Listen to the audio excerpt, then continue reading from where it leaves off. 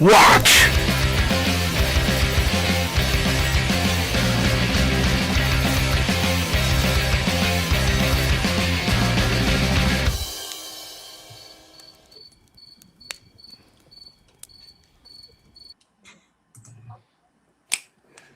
Welcome back, everybody. It is the second watch. We got Erik Tenkar here of Tenkar's Tavern. Brian has joined us as well. We have a lot to talk about this week. Amen. Glad to see everyone here. Erik, thanks for being here, man. Oh, well, listen, you normally guess because I'm drinking. Okay? when I'm hosting, like when I'm DMing, I don't drink, but as a player, you know. Well, here we go then. We have all kinds of questions to ask. Gentlemen, before we ask Mr. Tenkar a question, ask yourself, do we want to ask him now or a few more sips in? Do we want... see, when I finish the it isn't done, I do have this on a standby, and I and I have the glass waiting for it. So I'm just saying, I came prepared. I'm going with my usual, the high. All right. Well, I usually have more whiskey around my desk, but Rach, my wife, was nice enough to clean up the rest of my whiskey bottles that I would normally go, oh, I've got this commemorative one and this one. She's like, no, you can keep one. So that's the one. Well, let me propose a toast with our bartender in the OSR joining us here. Episode 34, and a happy belated birthday as well. Well, thank you. Yeah, so here we go. We do the mutual cheers, and we move it around, and we hit all the glasses, and cheers. And there we go. Here we All right. So fucking Watsy, guys. Where do we start? real quick. I looks like my ear trumpet Mercurius has been gifting some memberships. Thank you, sir. I also see some other people, some new people in the chat. I think they're over at Tenkar's channel. Thanks for joining us on the second one. Really appreciate it. Consider liking and subscribing this channel, folks. Yes, if you're coming from the tavern, this is a channel to watch. So please subscribe to them. Thank you. Thank you very much. Agile Monk, toast to all of you. Yeah, this is a night to drink. We'll just get it. Wizards of the Coast at Gen Con for the first time in God knows how many years. Yeah. I know how I feel about one product line because it's one near and dear to my heart, but I know they talk about a lot of them. So I don't know which ones you guys want to talk about first. I'll defer. I'll defer to. Before I know we're going to jump into the Watsy stuff, but just in case there's anybody here that hasn't watched it, there's about an hour and a half presentation you can see on YouTube. It was at Gen Con yesterday or day before, where they were talking about the products coming out next year. It started out with Man Bun, Joe Magni, old Joe. Mangiello. Listen, he likes Dragonlance. He wants. Yeah. He's passionate about it. Yes, and he's kind of like somebody I think would actually do a good job with it if they put in his. I agree. So I'll forgive him the man bun.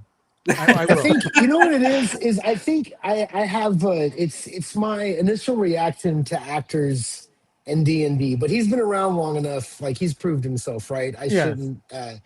Anyway, so they go through all these products, and in case you didn't watch it, they brought out Hickman, Tracy Hickman. They brought out Luke Gygax. They brought out R.A. Salvatore. There's a lot of details that we can get into about this, but I think the overall consensus thought is that they were aiming this presentation at us. And when I say at us, I'm talking about the older gamer that probably played editions. Yeah, they were aiming for right at us. Yes, they wanted your credit card, preferably on a monthly subscription. But yes, they wanted that. Absolutely. Yeah. So, I mean, going into this, we knew that they were going to plant a flag. They rented an entire building. So this was in a way, almost like a bit of them usurping a little bit of Gen Con. In a way, it's kind of a little jerk move, almost to say, hey, we're going to have our own little baby convention off towards the side. It felt a little spiteful to me, but then again, the fact that they did return to the venue to engage is a good sign. Are we in agreement that at least it's a move forward? We're a move forward. I think it's acknowledging that there's a community. And I don't think they gave a flying F about the community under the old leadership. So say what you want about Dan Ayub. He's you don't write a ship very quickly. It moves slowly. But he spent time at GaryCon talking to people, real attendees, and wasn't afraid to talk about some of the going-ons within the company that he thought were shareable. And I that's more than we've seen in a decade. Agreed. I think that's actually a good point. Like the other day, I had to drop my son off at Taekwondo, and he was at like a late session, and so I had to like find something to do. So just literally down like a half a block is this gaming store called Just Games, and I just kind of walked in there just to kind of take a look around. I don't usually go in there, but and I was amazed at how well this small little hole in the wall gaming store was able to keep itself going. There was tables filled with people gaming. I'm not exactly sure what they were doing. It was some sort of tournament. Couldn't tell if it was like miniatures or card game. So that was sort of like off in this other area, but it dawned on me the importance of community for a local gaming store. Like you really got to work towards fostering that. And Tenkar, you hit the nail on the head. WotC has been ignoring that for 10 years and doing more than just ignoring it, like planting a flag, making a point, and actually like kind of like putting the thumb in the eye of some of the people that have been loyal to the brand for so long. So I didn't know Dan Ayub actually was at GaryCon talking to people, and I think that's great. I think that's smart. And I think it says a lot about him as a leader. I got PMs from attendees that were like, holy crap, but Dan Ayub was like, sat down with us for like 3 hours and was just taking questions. That's huge. Almost kind of unprecedented in a way. Yeah. Really, from what we've seen in at least the last, pre-4th edition. I'm sure Dancy did stuff like that. Dancy was pretty connected with the fan base to a certain degree. Even Mike Merles was to some extent. You got to admit, I know Greg Christopher Chubby Funster's in the chat. Greg ran, what was it, D&D Next for me and a group. They were interested in actual feedback. We wound up burning out on D&D Next because you felt like a ping pong ball how fast they switched up what they were testing. Yeah. But they really had an interest in feedback. I don't believe that they were interested in much feedback for 5.5 or 2024 or whatever you want to call it. It looks to me like they were just they had a mission. And they were going to accomplish their mission. I think their mission was to erase Mike Merles and others from the 5th edition. But that's just my opinion. That's just how it played out. But we'll see if the new leadership has a change. Hey, WotC fired their... Well, I'm sorry, didn't fire. Their president left, right? Right, yeah. He's going to be a consultant now. Real quick, I just want to highlight a few chats here.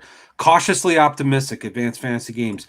That is something I say all the time in my day-to-day profession. I am cautiously optimistic of a positive outcome from today's hearing. I'll be in touch. Yeah. And then we got a super chat from Agile Monk, $4.99. Thank you, sir. WotC Hasbro has no credibility or guaranteed success in placements now, so they had to come back to Gen Con as their egos can't write revenue checks. Fair enough. I'm kind of the opinion that I'm not willing to like throw like accolades or say, hey, good job, guys, because I sort of feel like they had no place else to go. I mentioned this before the stream started.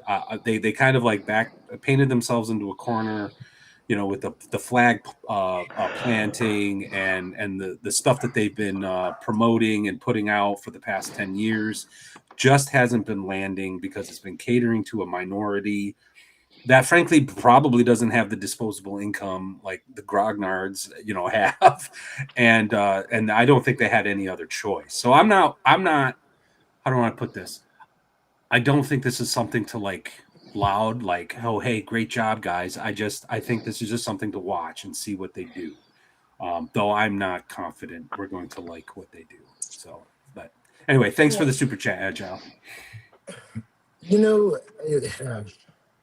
They are it's a business, right? I'm not going to begrudge a business for acting like a business. They've got a whole group of people that are vocally. I mean, Matt, you have a show. We get on the air once a week, and I guarantee you, at least once a month, you and I argue about whether WotC should just die. Right? Like we Yes. argue about whether this whole thing should survive. Also, just a reminder, we had, do you remember, it was like in our first set of shows when, who was it? Someone showed up in chat who was kind of famous and said they were going to have to do this. Do you remember that? Yep. Miss Dion predicted this. Yes. Yeah, Kelsey predicted this in chat here. March of last year. Yep. Now, I don't think here's the rub. Matt, you're never gonna come back. You're never gonna give this rule system another chance. Go ahead, say what you gotta say. Okay, I'm gonna get into Dark Sun. Okay, so Dark Sun can be done with 5th edition, but there's a lot of tweaking that needs to be done, and I just don't think the design philosophy that's currently driving what's going on behind the scenes is willing to do it. They want to create stuff where it's a player experience where the players have all these like cool things and look at the stuff that I can do. And in some cases, especially when you start looking at the actual design of some of the character classes and abilities, they're really just renaming things and shifting things around, and the character classes and powers and abilities are kind of doing the same sort of thing. I just don't think that they're going to be able to do it. And frankly, while everyone is talking about that video, the little like 30-second, 1 minute anime thing that they did where it was like dudes' heads getting ripped off. Yeah, it kind of looks cool, but that's not Dark Sun really. Well, so I don't know if they even get it. If you had a mule gladiator, but you're not going to have a mule. You're not going to have cannibalistic halflings. Yes. I mean, there's just a lot of things that aren't going to fly, even with their mature label hidden behind shrink wrap. No. Yeah, this feels like to me. And again, I'm willing to be wrong, and I'll be the first to admit it. Okay, but the WotC's new Dark Sun is to original Dark Sun as Morkborg is to Lamentations of the Flame Princess. It's the winger of metal. It's not going to be anything some good. Skid Row, Cinderella, Slaughter references. We need to drink more. Songwriter, bite your tongue, poker. But I know I said that on purpose just to get Gary riled up. But yeah, no, I just don't think it's going to be it's going to look edgy, but it's not going to be edgy. That's kind of how I think. They're going to put something in there that's adult content, but it's going to be not going to be adult content that will offend certain sensibilities. Okay, it'll be adult as in PG-13. That's my thoughts. And they're going to avoid so much stuff. Dark Sun was a success because it was so over the top in so many ways, and they can't. I can't even see them doing defiling magic effectively because it would be against whatever parameters they have in place now. Yeah. Yeah. It's easy and convenient for them to look at the convenient tropes of nudity and gore, and like brutality is a very powerful word, but it means different things to different people. And it's one of those elements that if you're trying to bring something 35 years later after the fact, I mean, the lexicon of gaming it's much different now. Yeah. And Did there's you going to guys be a see that fucking massive. cartoon? I Did you watched see the the cartoon. cartoon? Remind So me, it somebody was puts something in somebody's eye sockets and sure. pulls a head from a body with the Yes. spine attached. Yes. That was their You saw the declaration of what the you did identity of the see the product is. cartoon, right? Right. So Now, here's what I'm saying. I think Matt, maybe you're probably right. They're not going to go to some of those places they can't. But they pulled a dude's head by right. the eye That's sockets. the gore. shock that they're going That's gore for. shock. Yes, that's gore shock. They're going for the shock. They're not going to put slavery in. Yes, Yes. the But don't you think? Slavery Hold is on. a brutality. quote. That's it. That's it. Yeah, So hang I'm on. You're surprised you still probably find right. it in I would agree. RuneQuest. They're probably not. But don't you think there's a chance that if it works, let's say a bunch of kids see it, they're all like, "Holy shit, what is this? Heavy metal! I'm gonna go buy They it." will. At that point, that will embolden them to push it further. Well, well, that You know what I mean? maybe, and that would be the hope, I guess.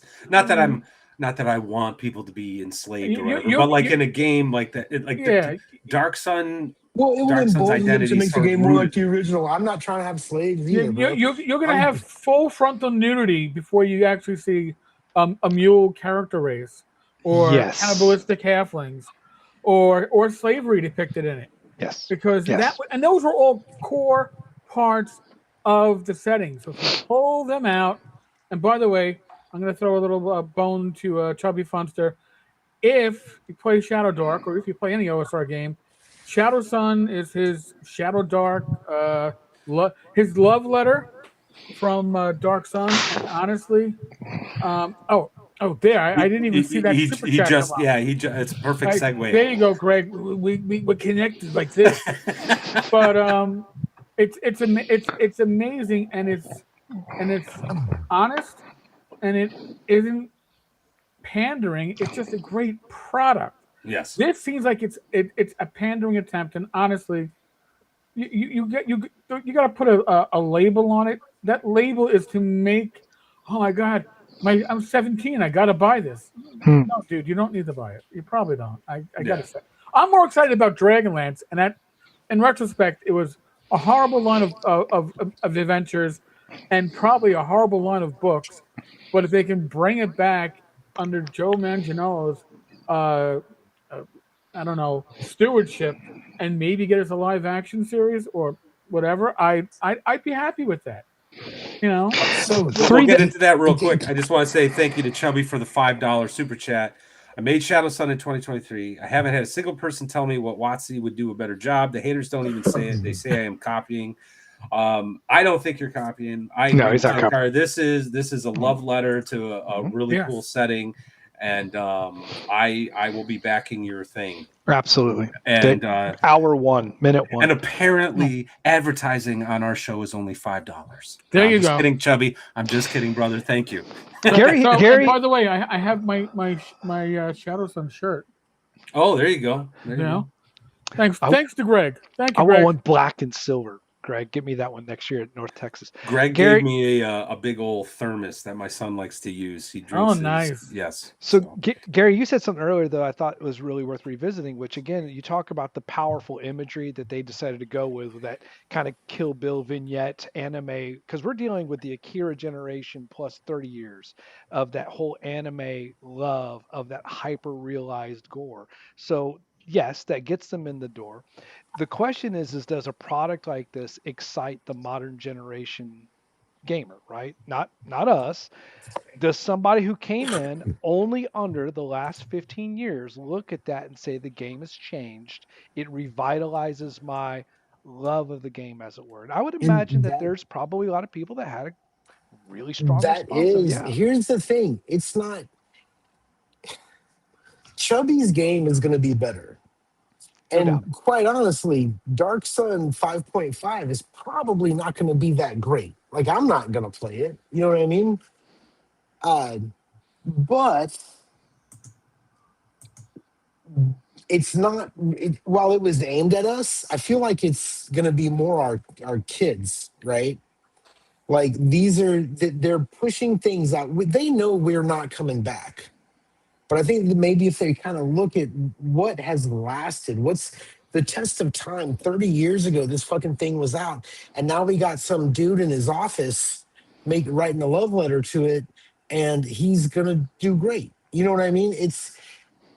I've said forever that WotC should dive deep into their back catalog, right? They should redo some things. I think they should re-release some things. So I understand everybody's skepticism and it's going to suck and your negative attitudes and everything. I get it. You're not going to play 5.5. And I'm not going to say that you should. I'm not going to play it probably. But I do think that these are good steps for them to take, even if I'm they are really interested, baby steps. Matt. I think you were probably the most well versed Dark Sunner I know, and Eric, I'm sure you've spent your fair amount of time in it. I ran it, yes. Okay, so I was the coiled flip books. Yes. You know, So yes. you're OGs.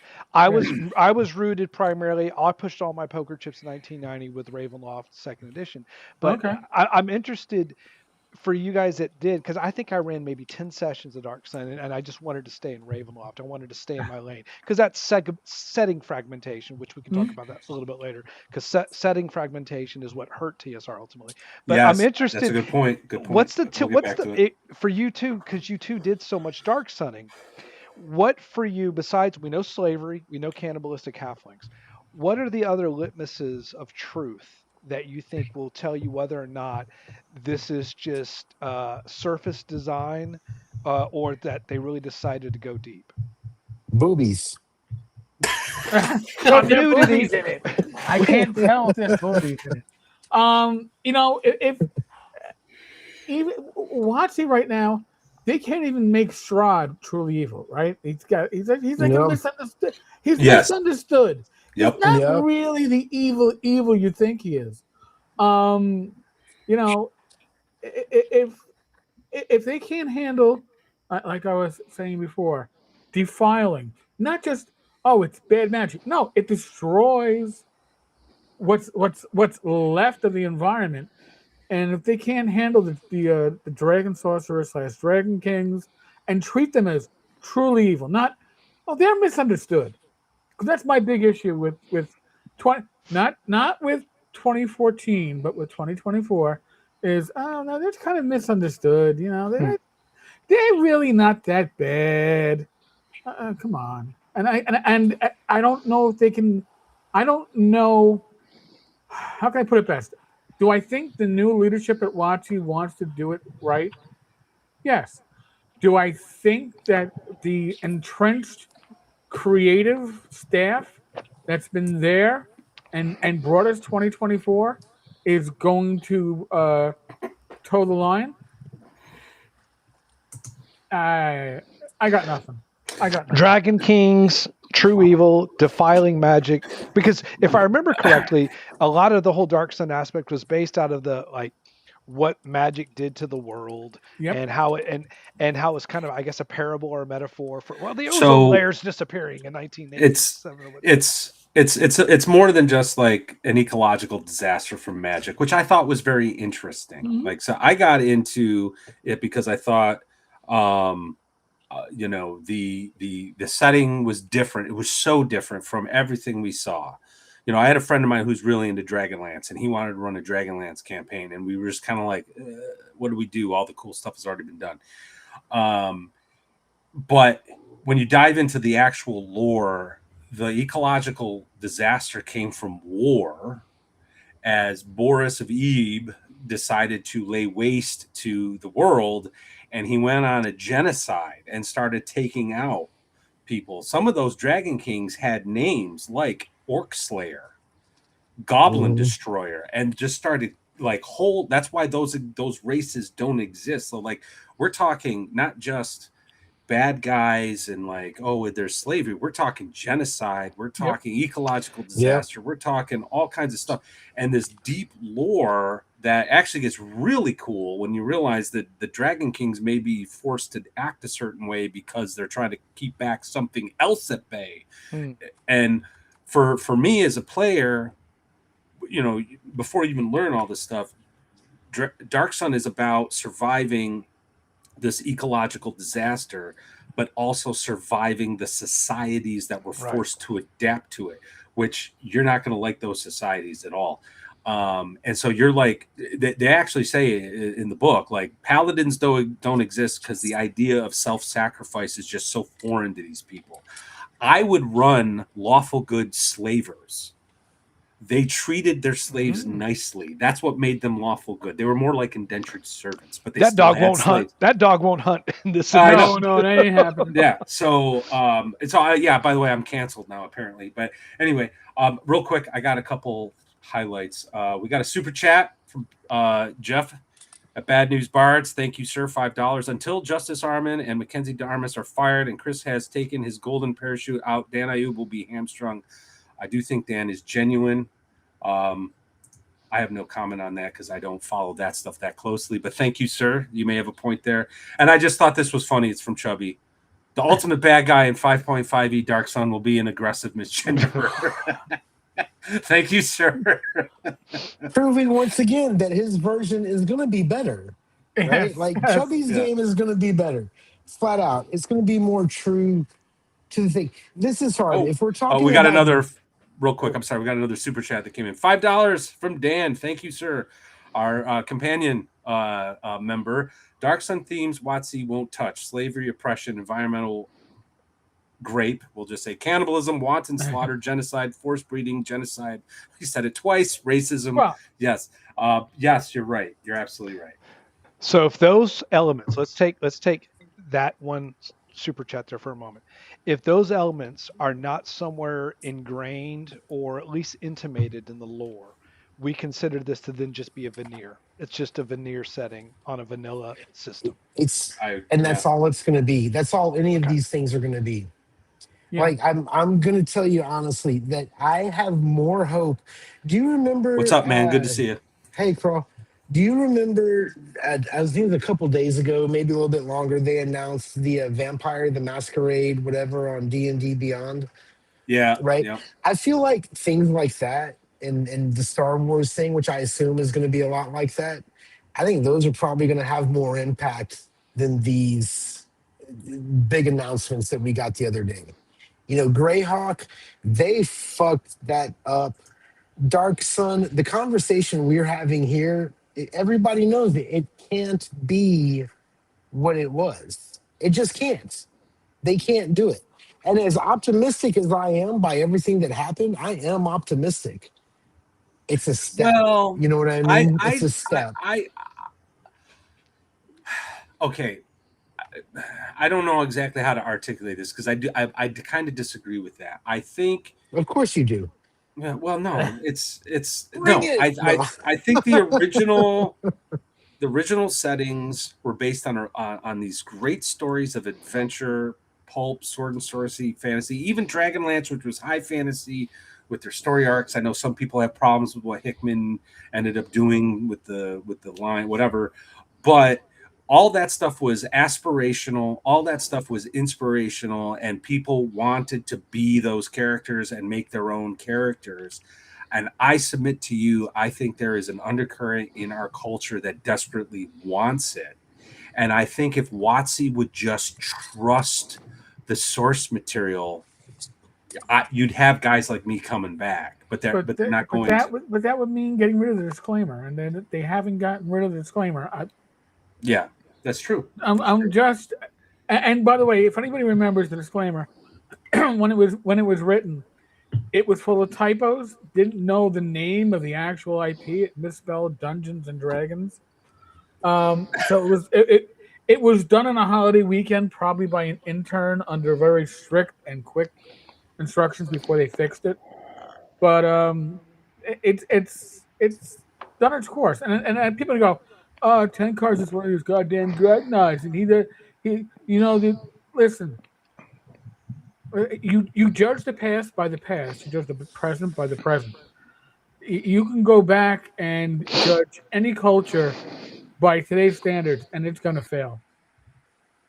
Okay, you don't. You can go back 10 years, and it's going to fail the current reactions of what you supposedly need. God only knows. I probably couldn't be a cop today. Oh, right. You know? That's the duality of progressivism and any sort of cultural or societal. Like this is a recreation, but it's also one of those things that for so many people it's a flashpoint of creativity. And I think it was Bad Bards that said earlier. Bad News Bards, yeah. He said something that really is the most logical way, I think, perhaps to probably approach this, especially when you look at the announcement of the Icons program. These old school creators or personalities or people that have direct or indirect lineage, they're just coming in as advisors. They're not designers. And this is where the rubber will not meet the road, probably, when you got Justice and Mackenzie the Armas, who just have a rather sophomoric view of their audience in these IPs, or maybe not IP. I guess it is an IP. I'm surprised that they did the logo changes. All right, I'm the Greyhawk guy right now. That whole, I guess it was Pundit that put on something about the purple black and how those are always like the virtue colors, which this is only something that's come up to my awareness in the last year. But it was such a lame. I'm sure Greyhawk Grog looked at that and just wanted to punch his screen. I would love to know the what minute he saw felt that. about it. I bet Joe Block was looking at that going, what is that? Where is the traditionalism? If the whole premise is Luke coming in to give this, I guess, aura of legacy, and you can't even hold on to the font, you can't even hold on to the logo, you can't even maintain the brand that gives it that identity, then maybe they don't want to reach out and really connect to the old schoolers. Maybe they just are putting that veneer of what these purported legacy IPs are for the new generation, because they would have kept I think they would have kept. I'm sure they have the rights to it. I don't think it's like they definitely have the rights to it all. And here's the thing, Luke's coming in, and he wants to, complete his father's legacy.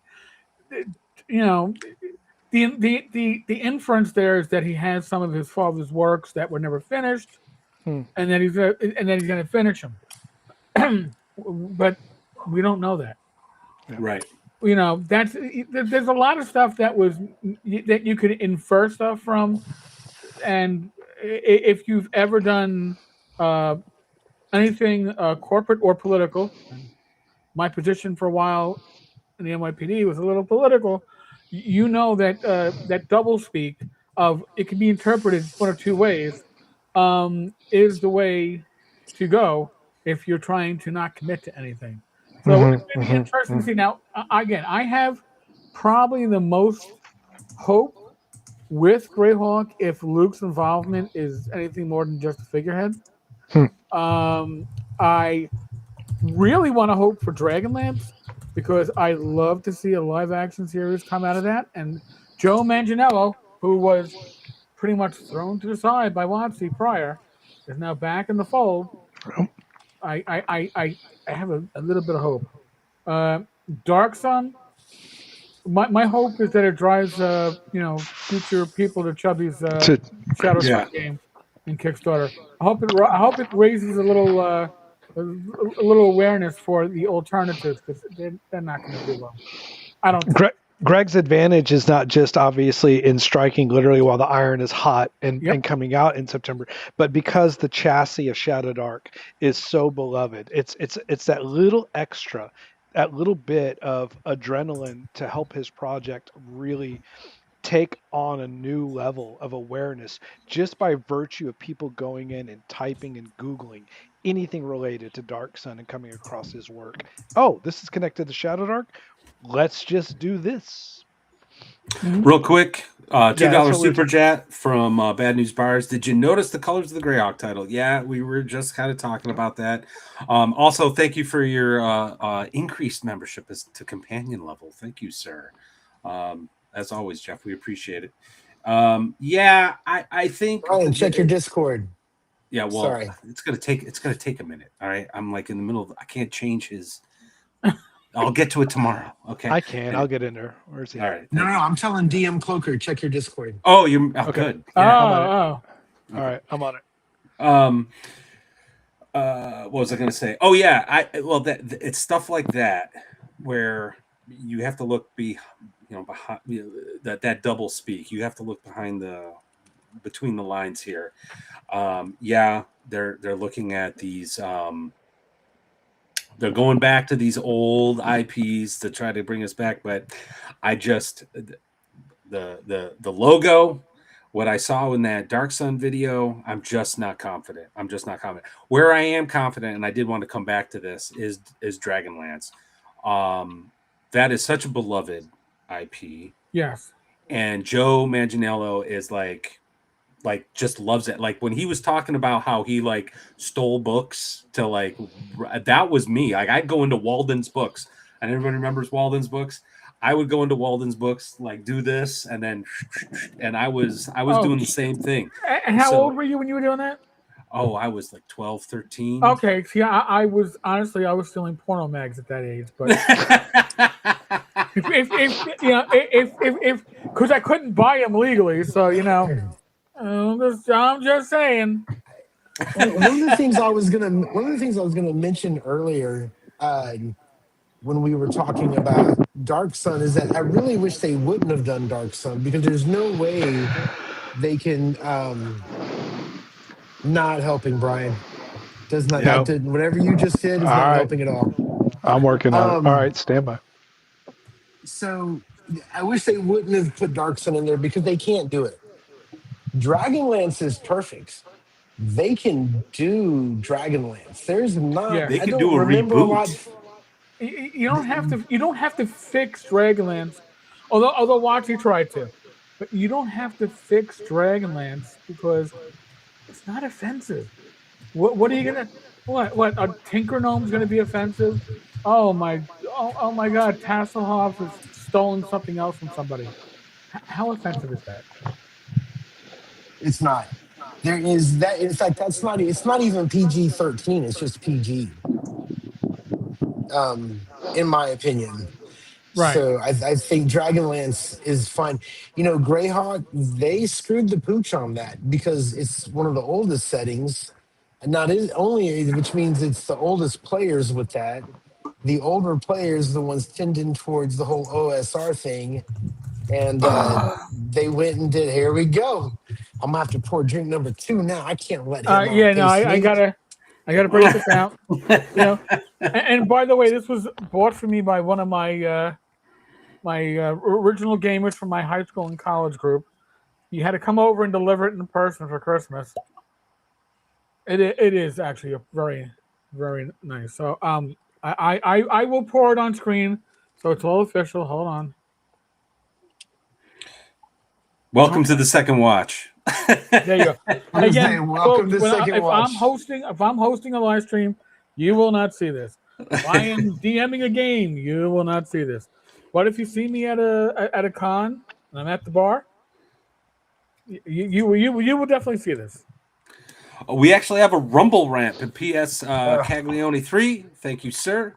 I look at it through a political lens. They are leftists doing what leftists do. They ruin D&D just like they have ruined comics, movies, etc.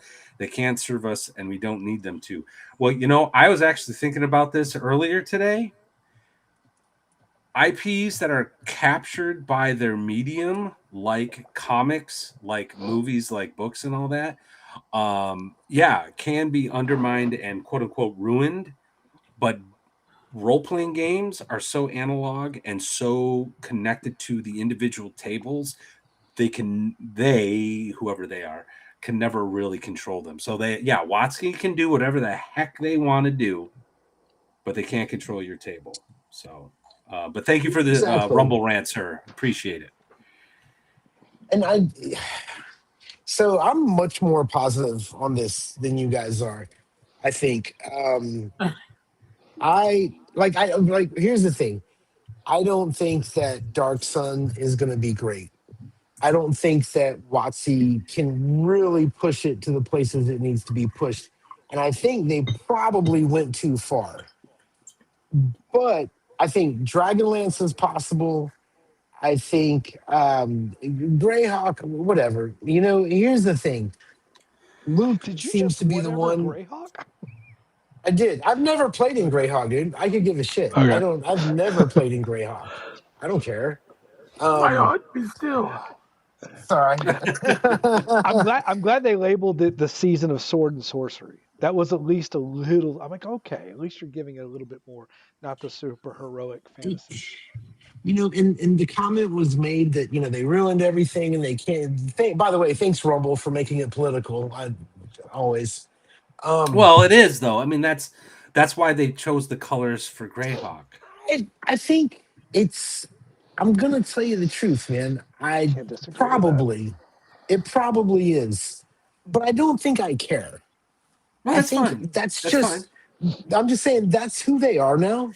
That's what it is, and I think that I've always been the guy who said, "Hey, it's good for everything." If Dungeons and Dragons, of course you do. It's good for everything if Dungeons and Dragons is doing well. If Dungeons and Dragons it is absolutely true. If it's doing better, everybody else is going to do better. The fact that I'll tell you this right now, the fact that Dark Sun was announced by WotC, in my view, is only going to help Greg or Chubby, as you guys might know. Yeah. Yeah, Absolutely. Yeah, well, It's that's only true. going to help him. I would argue that it's going to help him, but not.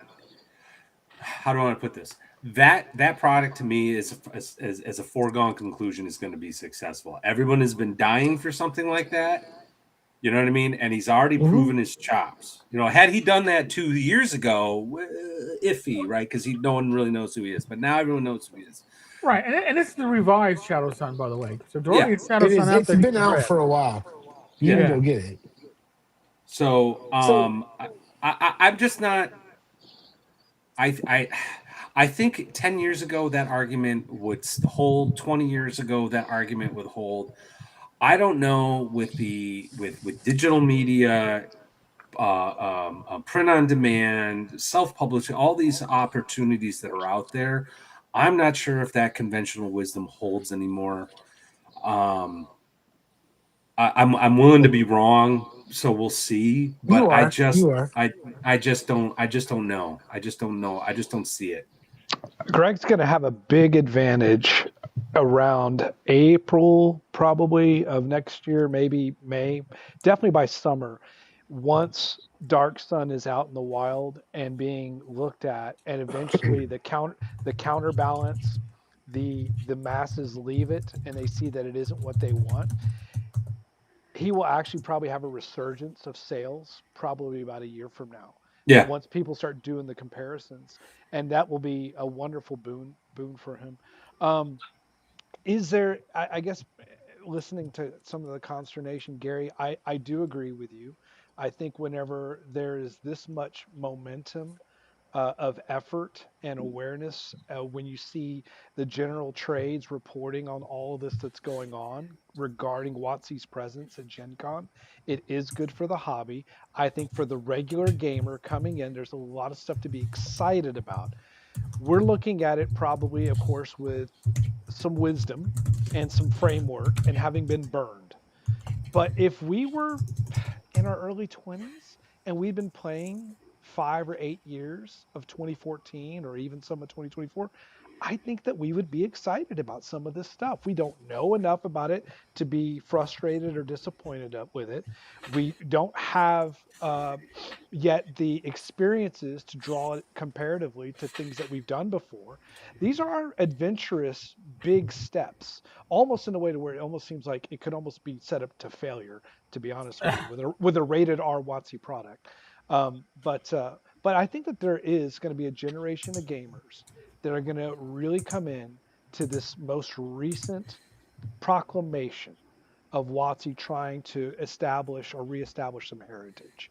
And I think that is good for the hobby. I think that is good. I think it is, but you know what? I think this would have been much better received in 2023. before the new edition of the I dwarves would agree with baking that. scones as they Yep. are Yes. working in their forge with a cat walking around, and I'm a cat person, so but don't get me wrong. Oh, and by the way, Same here. wearing sandals in the forge. I mean, yeah. Okay, so can we talk about art for a moment? Yes. Because and this is where Gary and I have a massive difference. I could care less about art. It does not play a part for me. That's as a because you have no GM soul. Maybe that's it. So, but I think Eric, you do hit on just how much passionate dialogue happened just out of art. And Yes. I see it happening with Dark Sun already. People are saying there's like too much metal. There's way too much resources available. We'll come back to that.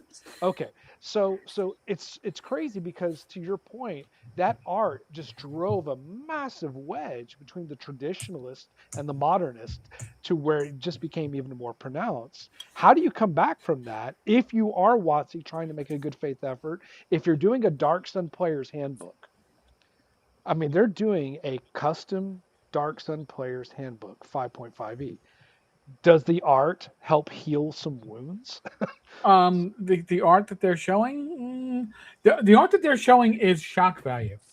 Okay, if they really Yep. Agree with were that. looking to bring back, you'd be getting some classic bronze pieces or new bronze pieces, and it would be like, oh, okay, oh, well, look at that.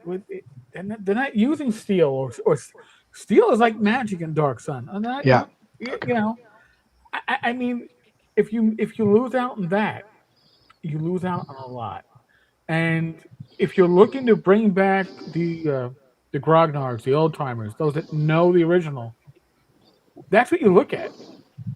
Right? That's what you're looking for. You notice this, and you call the bullshit for what it is.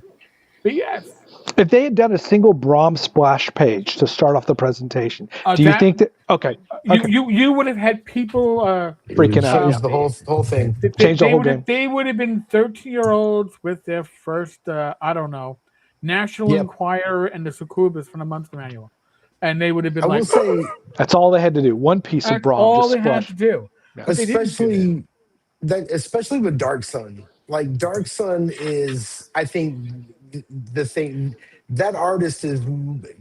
You don't. I don't think Synonymous. Dark Brom- Sun Yes. without Brom- seeing. Yeah, And you know what? Yeah. And I'll even say like Planescape. What's it, Tony Disarelli or something like that? His art is very much Planescape. When you have that established, you keep with the establishment. If you change it, people notice. I'll even go with my channel, my thumbnails. Listen, I admit I use AI to create my thumbnails, and that You're in a classic- safe space. Don't worry. Yeah, you're retired, classic brother. You got it. You're TSR good. look. Now, when I had an artist who donated art, and I used the donated art, and people were like, "Yeah, that's nice, but it doesn't establish the look because I have a consistent look, thanks to the ability to create that." If you change the look for Dark Sun, it isn't Dark Sun. If you change the look for Planescape, it isn't Planescape. Art defines a lot more than people expect it to, because it defines expectations, and that in and of itself is where I think they're causing themselves trouble. You know, and being the Ravenloft guy in the room, you're right. Clyde Caldwell. Like I Yes. think about how much he enhanced my ability to connect to the Dark Lords in running that for 15 years, all the way through the White Wolf stuff and 3.5. So I guess it's just tough. I guess it's one of those things where it's like you want to be able to hit all the right notes if you're a DM and you are saying, you know what, I'm still in the 5.5 ecosphere, which I am, and there are things about it that I still love, which I do, and I want to be able to continue to connect again this legacy to a new generation with a lot of new players, of which I play with. I don't think it's, maybe you're right. Maybe if this had come out before 5.5e, it would be a completely different landscape, as it were. So then it almost begs the question: is this all in response to a lackluster 5.5e that they have to go and swing for these big guns of these member berries? Is that what they call them? Member berries when you member. Yeah. Yep. And they're like, we need to do this to get some wind in our sails. And oh, by the way, here's Star Wars. Oh well, yeah. Well, listen, I got to say the Star Wars thing. I have no intention of playing it, but I was excited to see it. God bless. But hey, then again, the current state of Star Wars, maybe I shouldn't have been. But that being said, they missed the opportunities. Listen, they brought Tracy Hickman.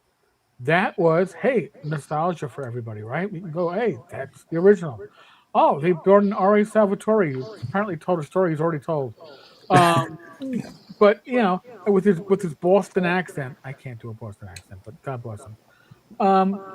But that was nostalgia, and then they went to this should be nostalgia, and it isn't because you changed the look.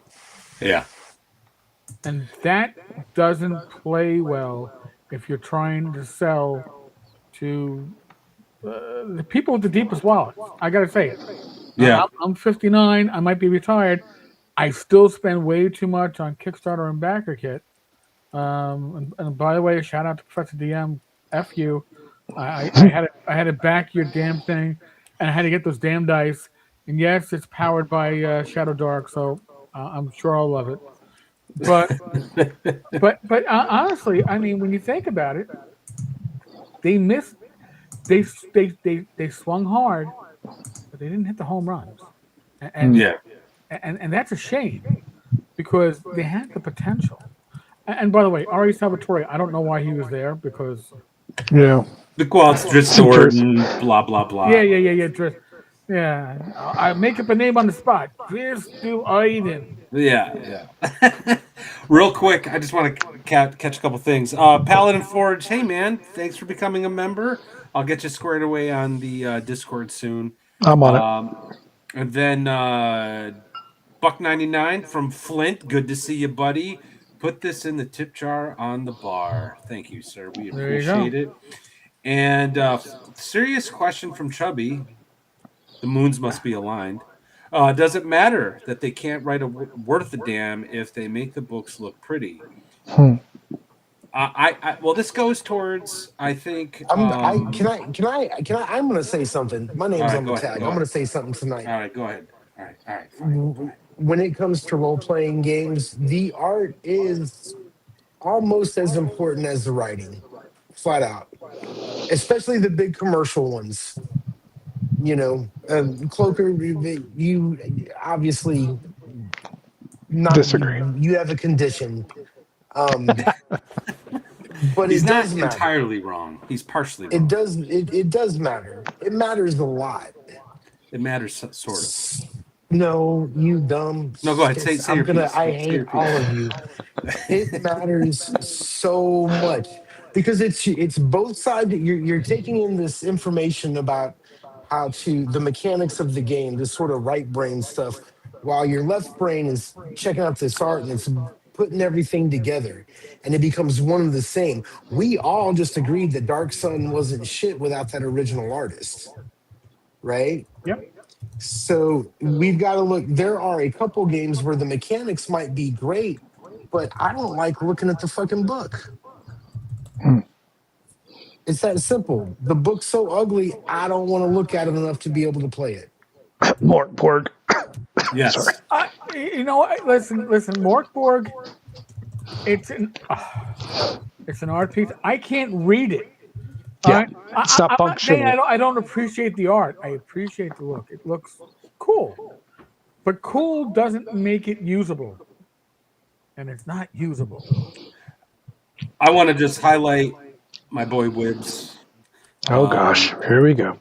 And he's got a great point here because sex sells, and that's my point on art. Art is there to help you understand the product, but ultimately it's part of the marketing of the product. Excuse me. And that's Excuse why me. it's there. Hold on.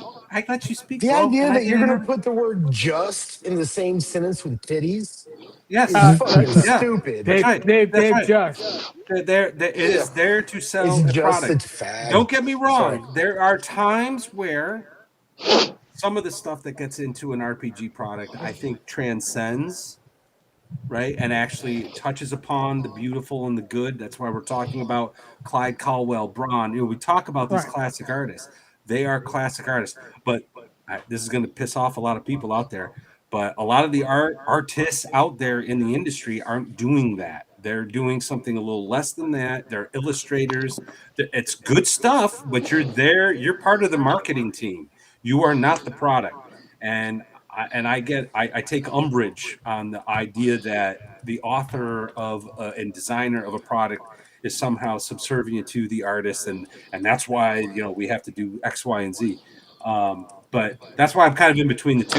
I do think it matters. I do think art matters, but not to the level that Gary is. So just for a moment, I'm going to go down a tangent because and if you look at, for example, another art form, which is music, and you look at how much bands occupied like the top 20 or the top 50, and how bands were such an important part of music styles, sales, sure, marketing, but you had bands.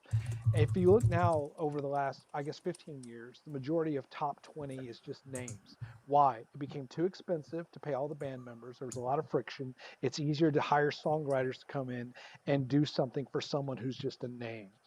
With art, it's kind of flipped in this hobby because you used to have so many artists that were emblematic with these wonderful IPs.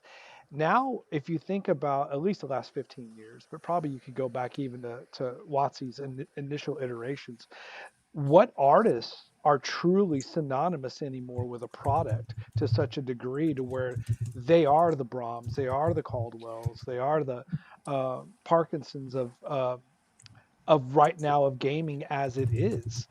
I mean, what are the future anchors? If art is that Those are important, is what I'm saying. If art is right. that important, then we don't have that right now. I don't We see don't. that. Maybe I'm missing. No, we We don't don't. have it And right that's now. by design, by the way, because That's a it's by business design. decision. It's a business That's a decision. business decision because WotC, they don't want a superstar artist. They do not. They don't Nope. want anybody being more important than the property. It's like That's when it. Jerry Jones is always trading away. He's trying to get rid of Pickens this year. He got rid of Micah 2 years ago because he doesn't want anybody to be bigger than the Cowboys, Yeah. right? It's the And flip that's side of the what that music is. piece. Yeah. That Yeah. is exactly what's going on there. Yeah. I'm telling you right, man, all of this shit is perception.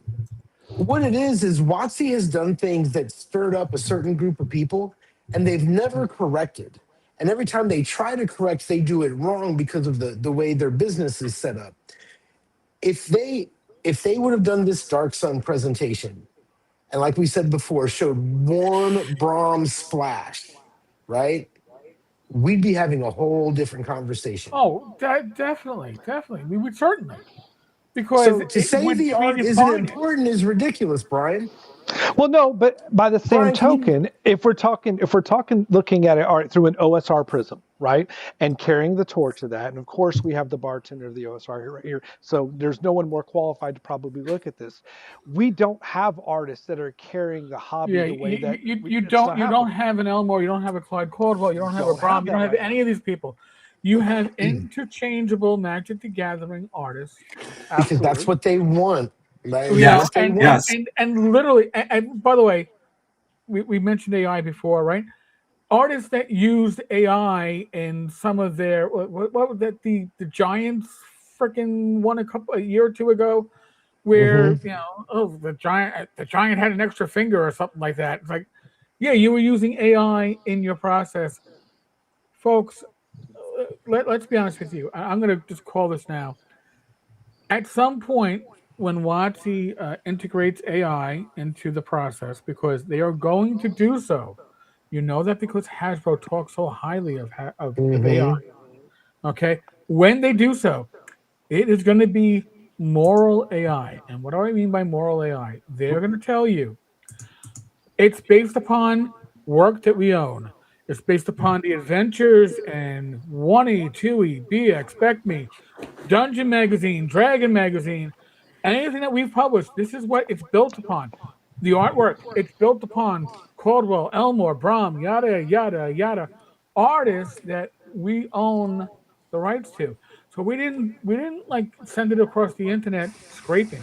Yes. No, we use our own, and that's how they're going to sell it. Yep. Now, how soon is that far out? I don't know. Could But already be here. That's going to be the sales pitch. I'm going to tell you right now, and the reason why they're 3D VTT. VTT Sigil. sigil shat the bed is simply because the AI progression never reached a point where they can integrate AI into the process. Okay, so on one level they were too far advanced, and another level they were too far behind, and they ate that. They ate that, and don't think they get here. I'm going to pivot us. One thing that they announced, which we haven't discussed yet, is hey, looking for group. Take your phone and you can do. By the way, you can do D&D Beyond at your physical table because you want to be subscribed at your physical table. But you can look for local groups for your physical table using D&D Beyond. Oh, and by the way, for only $1.99 or whatever it was, $1.99, I forget. Your first game session with a paid DM is going to be cheap. It's like crack in the late 90s. You know, we're going to give you that first hit real cheap, maybe free, and then after that you're hooked. And that is the way to monetize the at-home coffee shop game store players to get them into the environment of paying a monthly subscription so they don't have to worry about how do we monetize these people. And to me, that was the most disturbing. And it was also the part they got the crowd was like, Right. Yeah. Yep. Real quick, sorry, Thraxis, I accidentally clicked you, and then because I meant to hold you, wait, blah blah blah. Anyway, I try to interject at the appropriate time. Anyway, $5 from Thraxis. Thank you, sir. Appreciate it. Watsy getting Star Wars now is like getting with your high school crush after she's had 3 divorces and 5 kids. Yeah, maybe. How much have you had to drink? That will decide how well that translates. I'm just saying. Yeah. But thank you, sir. Appreciate it. Yeah, about the paid DM stuff. Like I sort of feel like they're barking up a tree that is not very tall. Because this stuff has been around for a while. I mean, there's been apps out there for this sort of thing. And so for some it works, and for some people they're happy to like pay a game master to run games for them. Brian, by the way, is one of these guys, you know. And but going back to what I said earlier about the local game store, that's how you build community. That's how you find games. That's how you find game masters and other players. Like that hasn't died. And at the end of the day, this hobby, I stand on this. The hobby at the end of the day is analog. It's individual.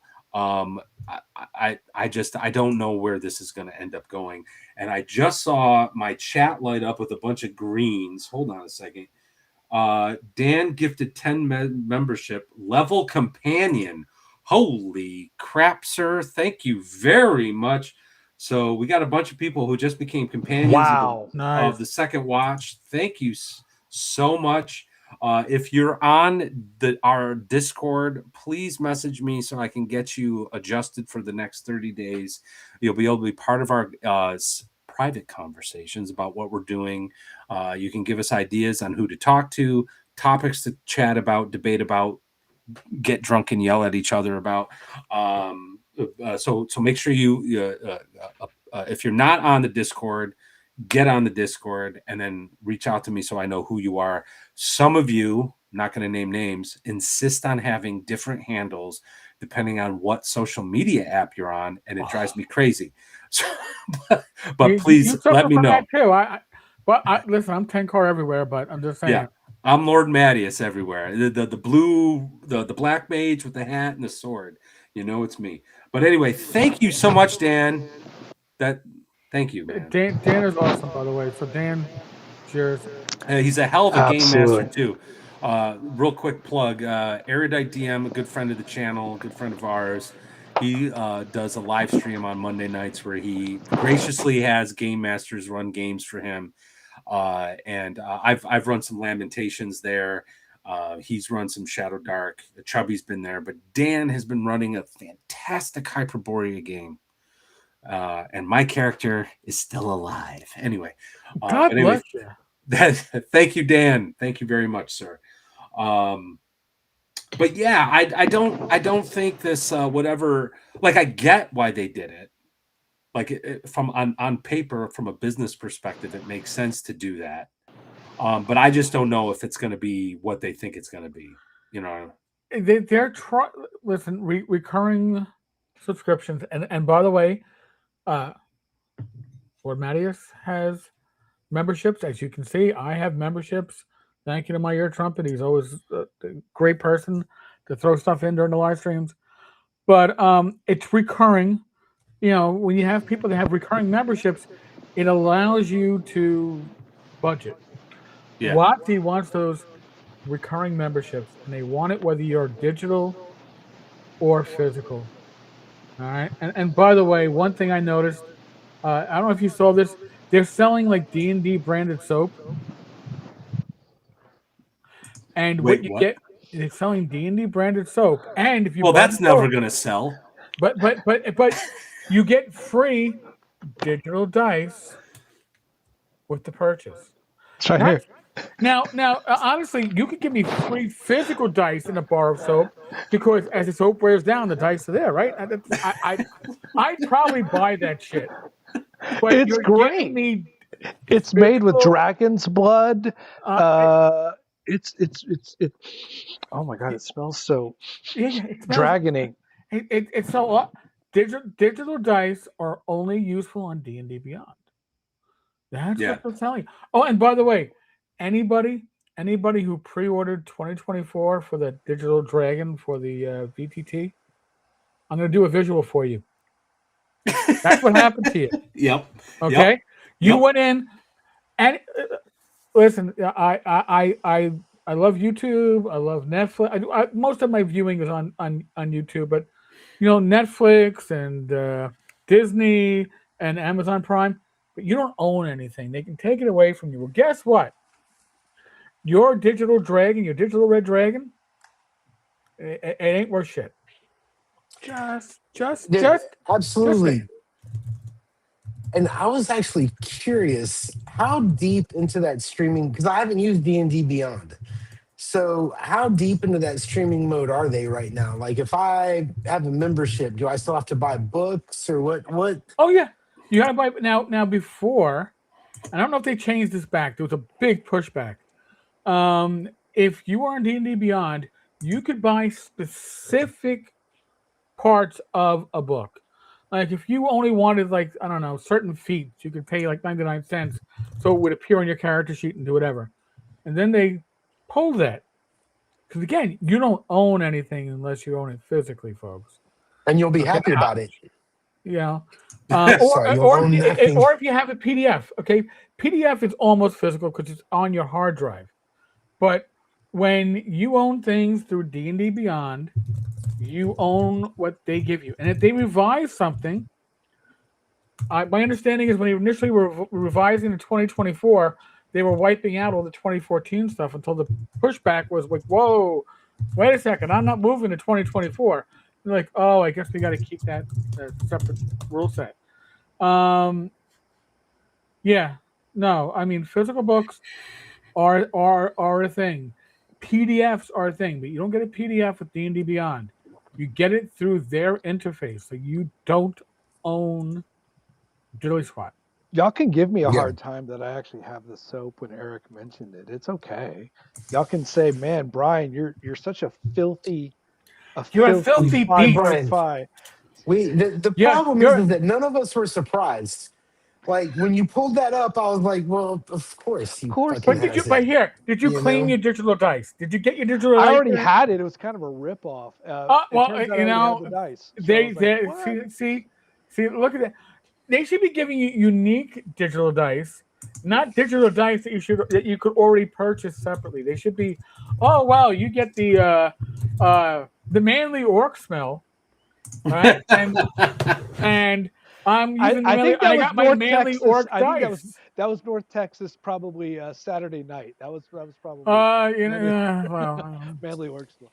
Okay, Yeah. so as the 5.5 guy here, I do want to go ahead and just for a moment, amidst uh, the strong opinions, I will say I am excited that there is still resources being poured in to these older iterations of the game, because at the end of the day, for me, it's not about the art.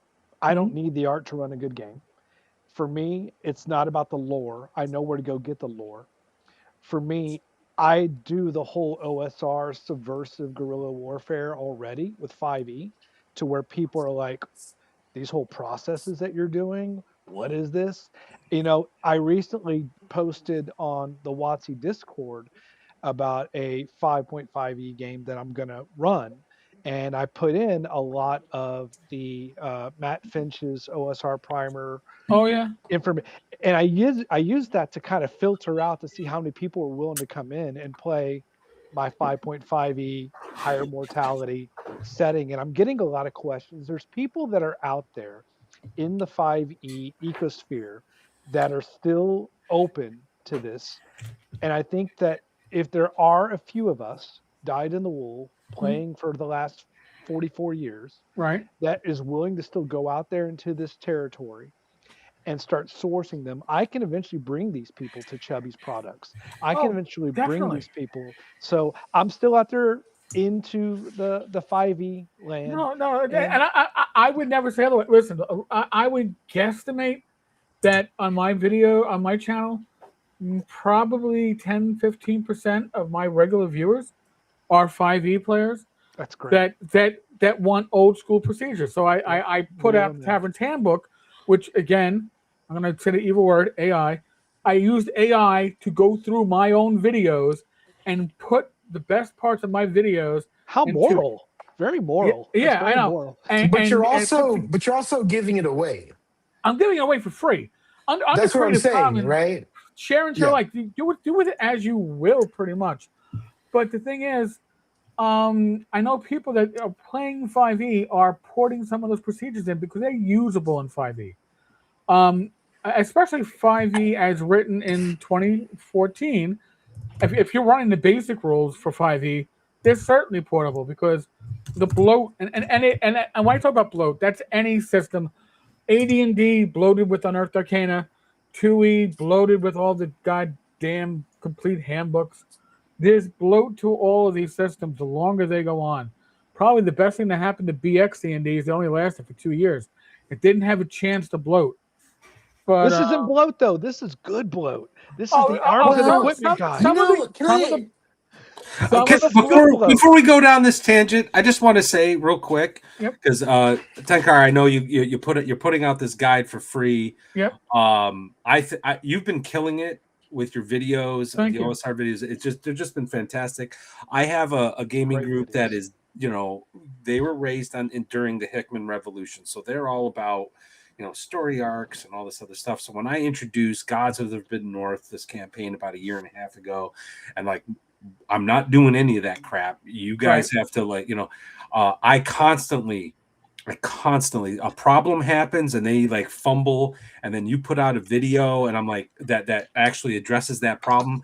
I copy the link, I send it in our group chat, and I'm like, you guys got to look at this. I'm actually going to this is going to piss off some of my players, but I'm going to print out your guide and give it out as Christmas gifts. Well, here you go, guys. I'm going to try to get it up on Amazon as a POD at cost. So that might be cheaper for you. So give it a chance. I'm not looking to make profit off this, because whatever money I made off, I've made off the AdSense and the membership. It's already been paid for. But what I always had was people asking me, when are you going to put this in? When are you going to put a book out? When are you going to put this in writing? And honestly, if I did it physically myself, that would be my summer. Okay, I mean, honestly, 156 videos going through, and no. So, yes, I use AI to collate it, to condense it, and then I went through it and I proofed it, and I like the final result. In a quick defense of that, that's like having a legal intern go over all your notes for you. That's what, I'm just throwing it out there. No. Certainly, no, definitely. But the thing is, AI is simply a tool. If you use it as like certain personalities, use it to, I don't know, here's the history of 9,000 people in gaming, and I'm going to let AI. If you have a problem with what AI wrote about them in my AI generated video, with my AI generated script, with my AI generated voice, let me know and I'll fix the record later. That's not using it as a tool. Fair enough. It's garbage in, garbage out. Now, Yes. hopefully, I was putting in worthwhile material that AI could then go, yeah, all right, we can sort this out.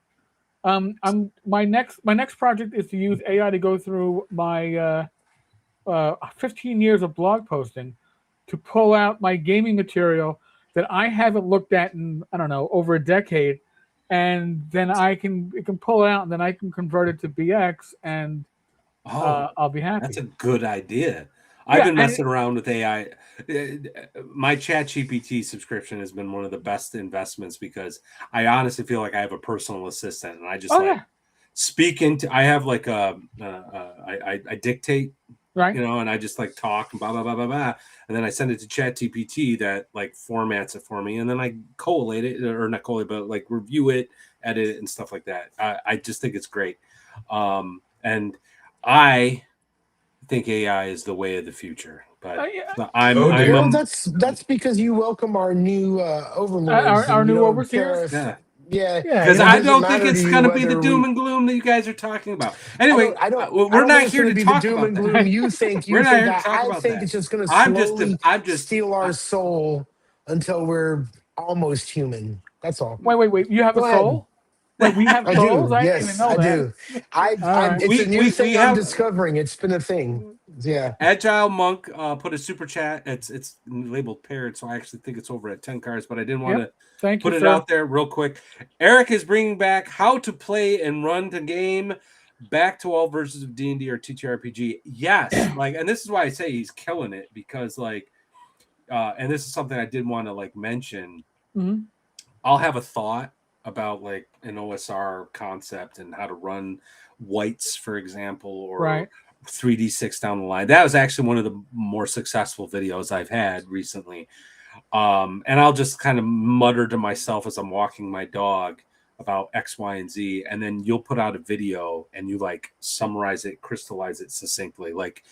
You really, when I say you're killing it, you really are driving home how to run this game in an OSR fashion.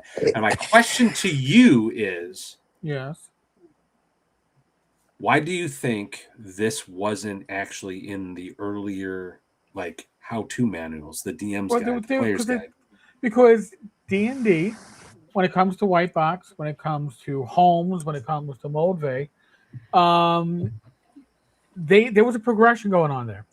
And the progression was, all right, oh, wow, we need to make something a bit more accessible to the non-war gamer.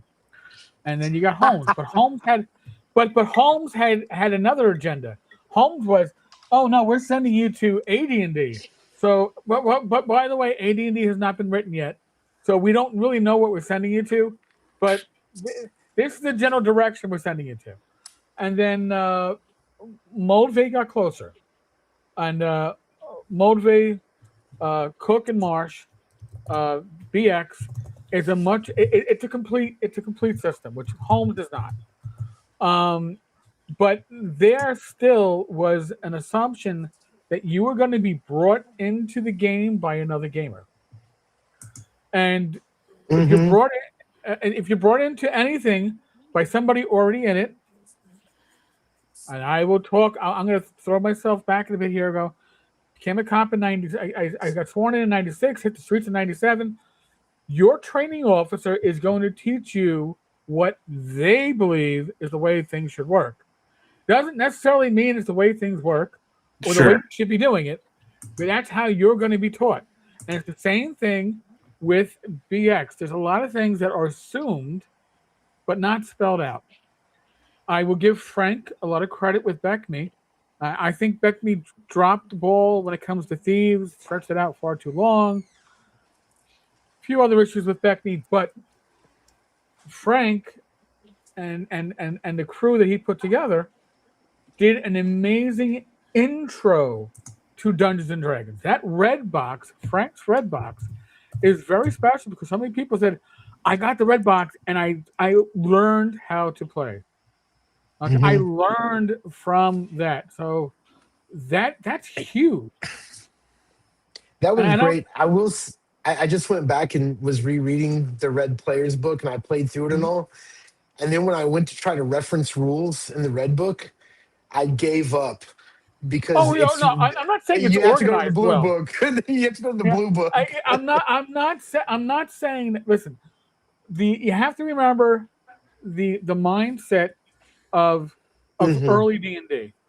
Okay, and you can see that mindset when you start looking at other games. I'm going to throw out a Dragon Quest from SPI.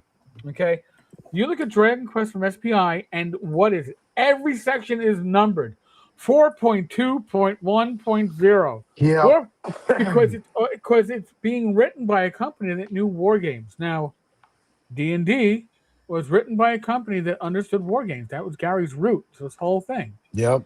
So he didn't do that numbering, but honestly, I came in with one I got my player's handbook, my DMG, and a set of dice from my mother after I played my handful of sessions with my friend Kenny. And it was great. I learned so much of the English language reading those damn books, especially the DMG. But the DMG is I'm gonna censor myself. It is a freaking nightmare of organization. Yeah. Okay, because it really is no organization to. If you're going to play, if you want to be sane and you want to play a game like BX, I listen. I keep my originals. I keep my POD. I keep them at my desk. That's great. Here's the thing. If you want to, as a younger gamer who's not used to dealing with rule sets that are so poorly organized, buy OSC. I'm gonna throw Gavin. I'm gonna go throw Gavin a bone. When I run BX at a convention, I go with my basic rules and I go with the OSC book. The OSC basic rules. Yes, that's the advanced. Yes, I go with the OSC basic. Is this the advanced? No, this is the classic box. I have the advanced over here. It's classic rules, whatever. But you know what? Hey, listen, and it's just like Labyrinth Lord. Labyrinth Lord did advanced, and it's a great way to play AD&D without all the bloat. I think Gavin did great jobs with it. I'm looking forward to the Creative Commons release for it. But the thing is, yes, I grew up with that insanity of how poorly laid out these books were. But if you weren't brought in on that level, OSC, and I know certain designers and but it's that trade side. It's not a full size. You know what? Gavin's books travel a lot better with me to cons, especially if I'm flying, than a full size book. I'm happy with it, and I can reference it. But I will bring both with me, the original and OSE, and they're interchangeable, and that's awesome. So you don't have to go back to the originals. I love them. And for those that didn't see my unboxing last weekend, I was actually hold on, if I can grab it here. I was gifted a sealed basic box. Beautiful. I watched your Wow. video. It was beautiful. Yeah, to do I an watched it. unsealing, was very special. I felt like a kid in a candy store. I was like Christmas again. I really was. I wanted to cry for you. Like I was so happy for you. It was like you're I was watching you get married I or can't- something. I can't. And I had one person go, you did a bad unboxing. You're supposed to have the camera from above. I'm like, dude, I've never done an unboxing, and I certainly never did this unboxing, and I was overwhelmed. And if you weren't watching my face, and you probably didn't appreciate most of what was going on. I saw it. I was there, and it was great. But again, if you want to play BX, I'm going to suggest, if you've never experienced the rule set before, grab OSC as your gateway drug. You can always get the PODs on Amazon later. They aren't that expensive, but you'll get a better grasp of what's being offered, because the modern sensibilities is a legit thing. Absolutely. Absolutely. So Yep. Eric, it's so funny that you're bringing that. Okay. Brian, I'm sorry, real quick, because this has been waiting in the wings. $5 from Dan. Thank you so much. I'm drinking Buffalo Trace, and it's far too low proof to be enjoyable. This is basically water. Your boy needs to swing by the liquor store. Bro, that sounds like a you problem, but, whatever. Thank you for the super chat. This is the bottle that my wife missed. Thanks, Dan. Hey, real quick, Dan, we need to talk about Thursday nights. If you want to show up, please do. But we need to roll you up a character. I'll invite you to the chat. That is all for Dan the Final Arbiter. And we got a $20 super chat from Robert Santon, just saying thank you, Robert. Man, I know you mentioned that you might need to go. You have been a stalwart supporter of this channel for a very long time. We really appreciate you, sir. Thank you so much. Thank you. And if you're taking off, I hope you have a great weekend. Take care. Yeah, thank you, Robert. Thanks a lot, man. I appreciate it as well. You seem to always be here. I apologize, by the way. I have allergies and my audio has been a little bit jacked up tonight. I won't take up too much. But Eric, you did, as you were kind of going down that recollection of BX, and it's so funny because probably, I guess maybe about 4 months ago, just as my own personal pet project, I went into the BX and I'm like, what is the DM guidance that's available in there? And there's basically between those two books, Red Book and Blue Book, there's only 5 pages. It's B59, B60, X51, B61, and X59. This is all the guidance that's in there for game masters. Yeah, so you're right. It's modular. It's tribal. It's very tribal. I mean, almost everybody. Very few people came into gaming before. I would probably say Frank's 1983 Red Box. Cold. Right. You were brought in by somebody else who brought you in, and you went, "Oh my, and you're like, oh, I can I borrow this DMG that you got? Oh my god, and that's how you were brought in. And I will be honest too. When I was brought in by AD&D, and when I first got my copy of Basic, I bought it because it was what do they call it? A remainder at one of those shops that sold like stuff that was remainder, because there was a notch out of the box because it was returned theoretically and destroyed. And I was like, oh, this because you don't play Basic if you're a teenager. You play Advanced. So what to play? Yeah, But as an adult in my 50s, my appreciation for BX has skyrocketed because I don't need the bloat of AD&D, which was cool when I was a teen. I wanted my 1898 strength, and yes, I didn't fudge the rolls at all to get there. Just saying. Just there were no fudges for my power. Hey, Eric, can I ask you this question? Because this is something that as a fan of your channel, and I watch how you impart wisdom so well. To Gary's point, you make it so relatable for these topics that you bring up to really kind of provoke thought. But there is always kind of this divide as GMs get more and more practiced in the hobby, that they do move towards these simpler, easier to adjudicate to a degree. There's procedural complexities to a certain point. But then there's that player divide, and the players, they want all the M&Ms. They want all the candies. The players want. See, The for players are drug the addicts. crunch is limited, right? The crunch is what's on your character sheet. Okay. For a DM, the crunch is what's in every goddamn book. And it's like, oh my god, I need to know how much. So for a DM, you have to kind of work within those expectations, and it isn't easy. Okay, again, I came in with 1E. Unearthed Arcana was like, oh my god, look, I can double specialize. Oh, Cavaliers. Cavalier. Well, no, I gotta port that Cavalier ability of increasing your ability scores to every class, because every class.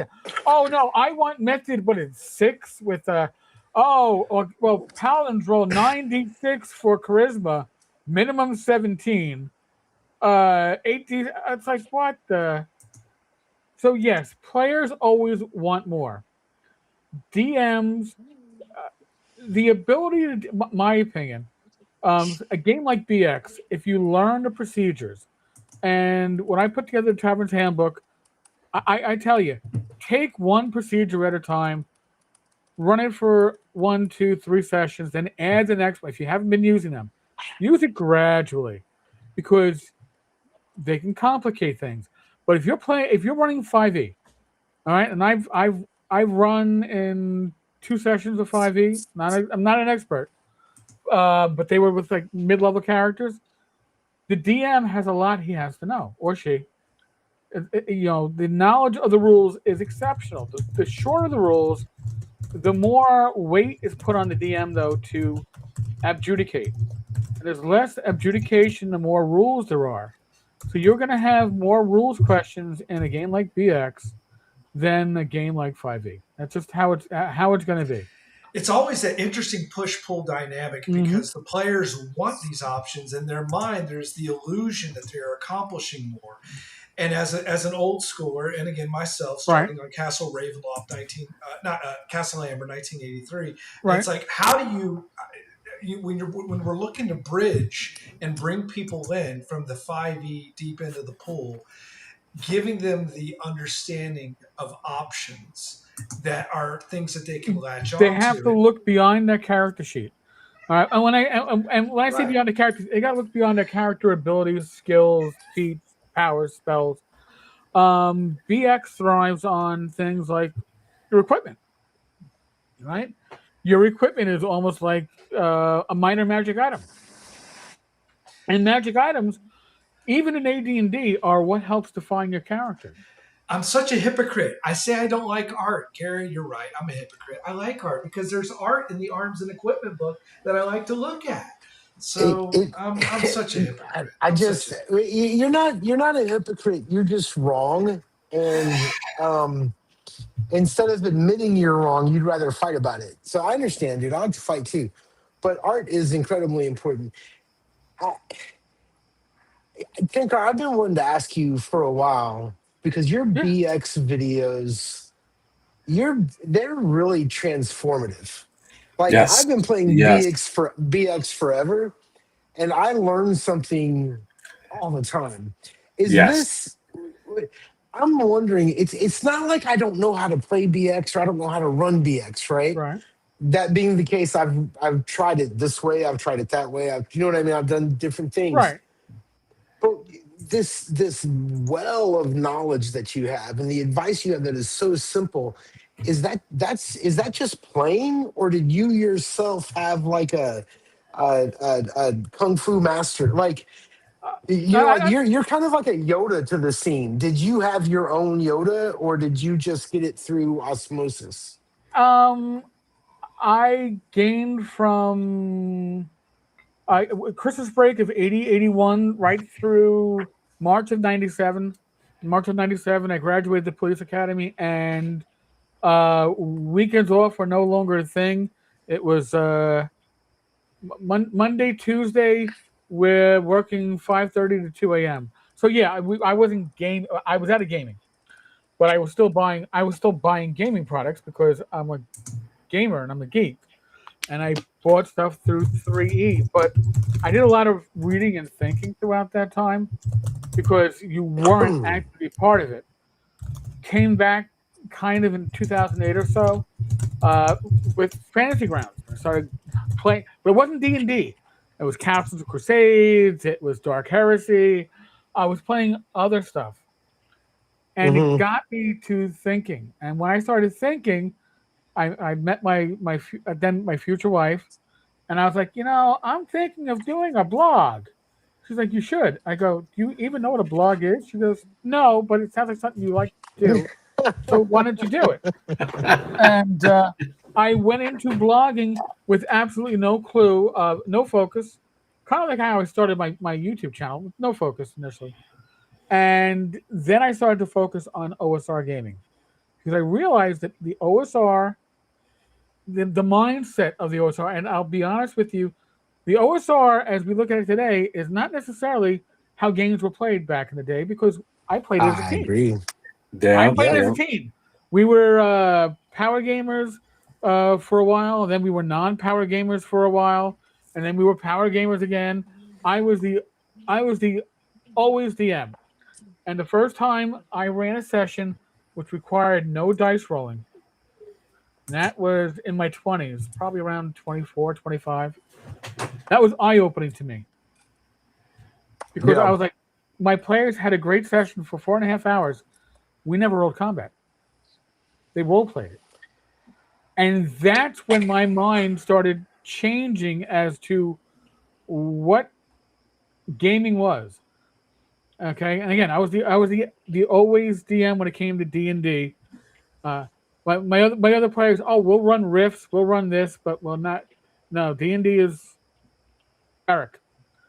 So again, when I came back and I started finding the OSR stuff, and I found was the Wizardry and Osric and the Labyrinth Lord, I was like, wow, these are the old school rules, but rewritten in a very approachable manner, that you don't get lost in the Gygaxianese, which, hey, great SAT scores, and I give Gygax a lot of credit for that. They're words that nobody else ever know. Truth. And that's what started changing my point of view. And Greg, who was in earlier, Chubby Funster, was my first real D&D DM. We did it. We hooked up online, and he ran the D&D Next playtest, and he burned out. And he's like, if you want to keep this group together, it's on you. Meaning me. So what did I do? I was like, all right, well, I'll run Osric /1E, and I'll use Rob Conley's Black Marsh, and we'll do a sandbox. And I had never done a real sandbox before that. But I threw myself into it. And that pushed me out of my safe zone, so to speak. And then I think that just progressed. It's like a fungus. It just spread. It's like, you couldn't help. Eric, what other systems really kind of lit your torch? I was just about to ask this exact same question. Yeah, what other games have you played that you really like? Yeah, Heartbreaker. Warhammer Fantasy Roleplay First Edition.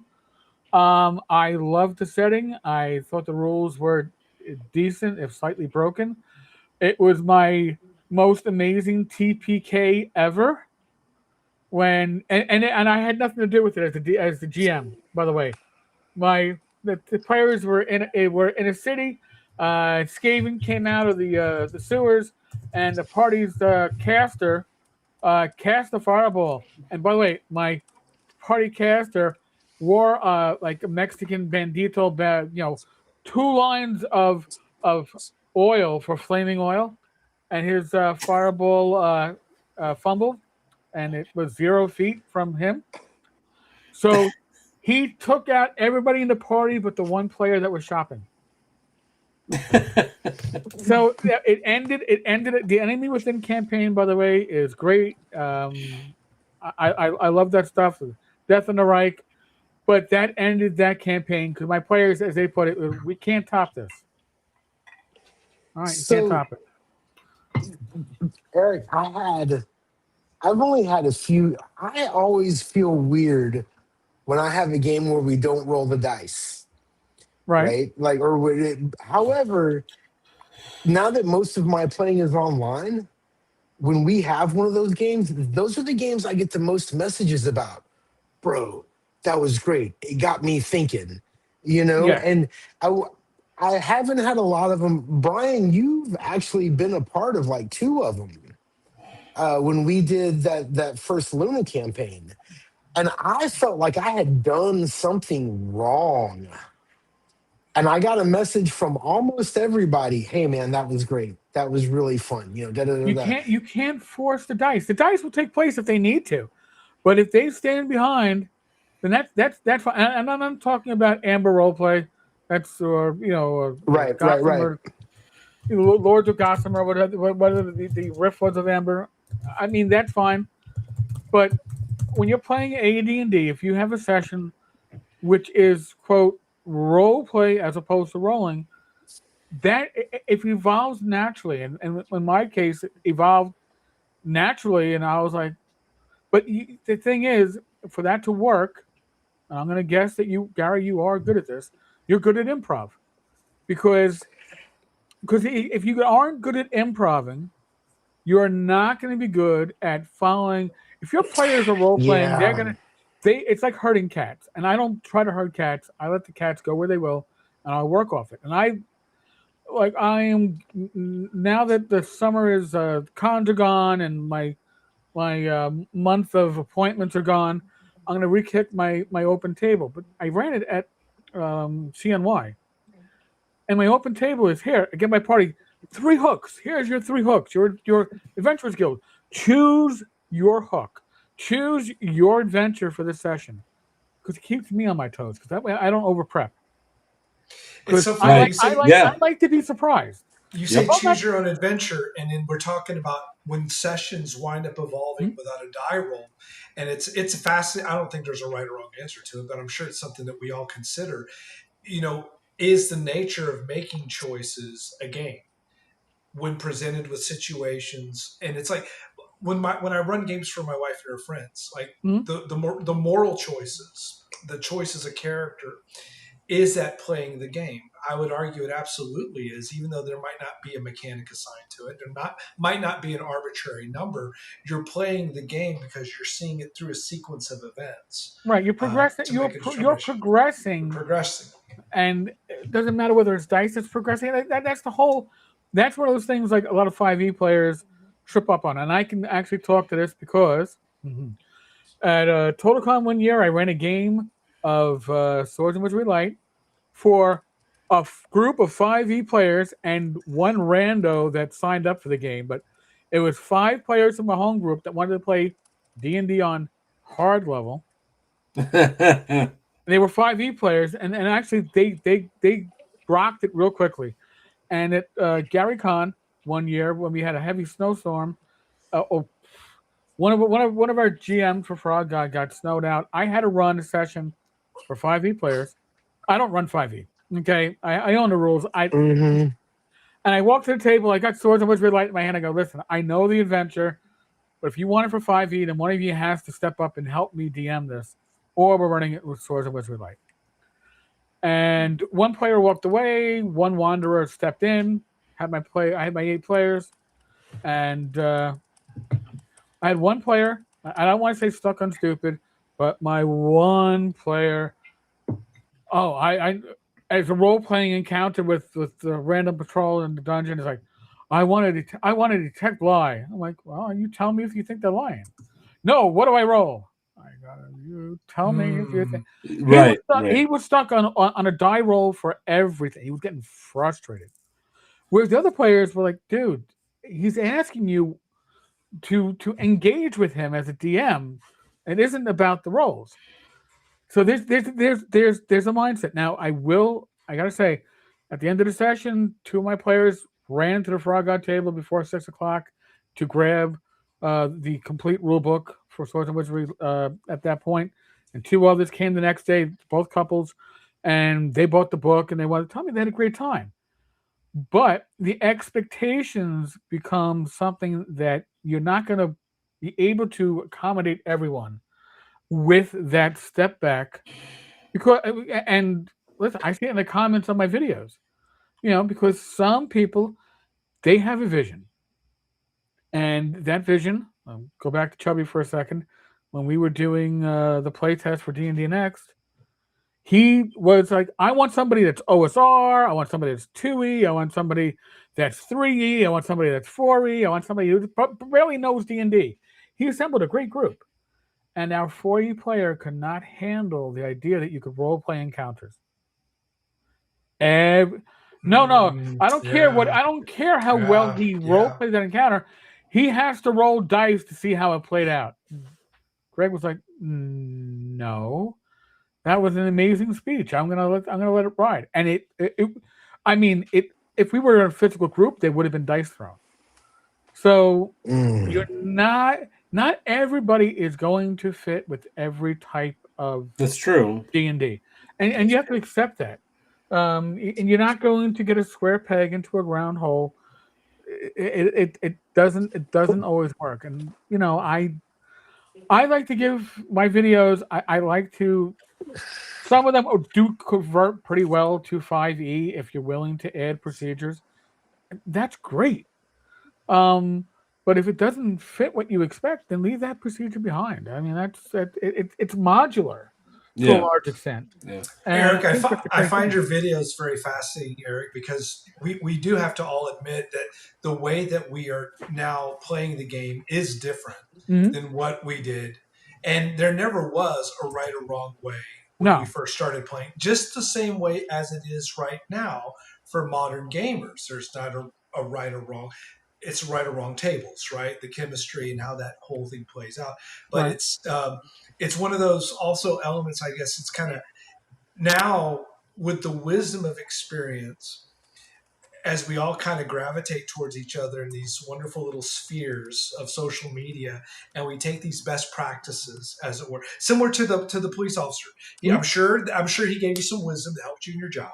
Yeah. And he also probably gave you some stuff that, bad advice. Or didn't work within the context of the situation that you were being tasked with. And it's no different, I think, for modern GMs. The conundrum for many modern GMs, besides burnout, is learning how to continue to enrich their facilitation of the game with these techniques. Right. And you do such a wonderful job. Well, thank you. But, and I think part of the issue is that the expectation with 5e is that there's a rule for everything. Whereas with BX, I can attest to that. Yep. With BX, the idea is, oh wow, we don't have a rule for that. So, all right, wing it. Essentially, that's what it is, right? And if you're going to wing it, the whole thing is to be consistent. But I do think procedures. I am heavy on procedures, and when I started doing this, when I pivoted from covering current events and stuff to, you know what, I'm enjoying BX. Let me just focus on BX. I started putting a lot of these things literally on index cards, and then I realized, why am I putting it on index cards? Because 9 out of 10 of stuff is already in my head, so I don't need to refer to it as long as I'm consistent. And consistency. Well, whether you're running 5e, 5.5, 4, 3, 2, 1, BX, it doesn't matter what you're running. Be consistent, because then your players know what to expect. But the consistency is what creates trust. Yeah. And when you have trust at the table, that's where all these great experiences, whether it's Gary running a Luna 4-hour session of Texas Southern Gothic without a die roll, or whether it's us taking something that is not explicitly detailed within the rule set, right, and not letting it become a derailer. And so trust is such a big part, because when you get that trust momentum, that's just where the best sessions and campaigns really flourish, I'm sure, for all of us. And it's funny because, like, like my regular online gaming group was like, Joe the Lawyer was running the last campaign that we had, but everybody was to some extent a game master by nature, and many were creatives by nature. So the unofficial rule was we don't argue the rule or the decision at the moment. We'll just mark it. Hey, I want to discuss this later, and then we'll discuss it after the fact. And sometimes you had maybe I did this rule because again we're all game masters. And if you're a game master by nature, you know what your natural inclination is to be a bit of an ass because you always know how to do it better than everybody else. Because it's not just saying. You're a controller of worlds. When you're playing with 5 or 6 other game masters, all of a sudden it's like, oh, you know what? Yeah, we'll save these arguments to the end. You can always. I don't like to do a lot of retconning, but hey, if you make a bad decision and you see it afterwards, yeah, you know what? I made a bad call on that one. We'll have to fix that with the next session. That's fine. That's being human. We're not AI. All right. Sorry, AI makes mistakes too, but being able to admit you made the wrong call, that gains trust too. Yeah, humility creates trust. Humility creates trust.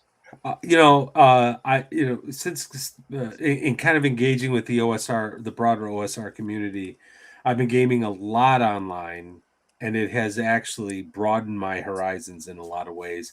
And I actually think gaming with because let's be honest, the majority of people online looking for games, I think, are game masters. And gaming with game masters, I think, has elevated. You learn. You learn. You're looking for this thing, and I've had some of the best experiences with fellow game masters. It's great. I don't know. I understand the criticism of it's better to be in person, but if you're looking for a particular game, you're going to run into that sort of wall where people are just not interested in the thing that you're interested in. Right. But online, you'll find it. You'll find it. And listen, in online gaming, I do most of my gaming online or at conventions.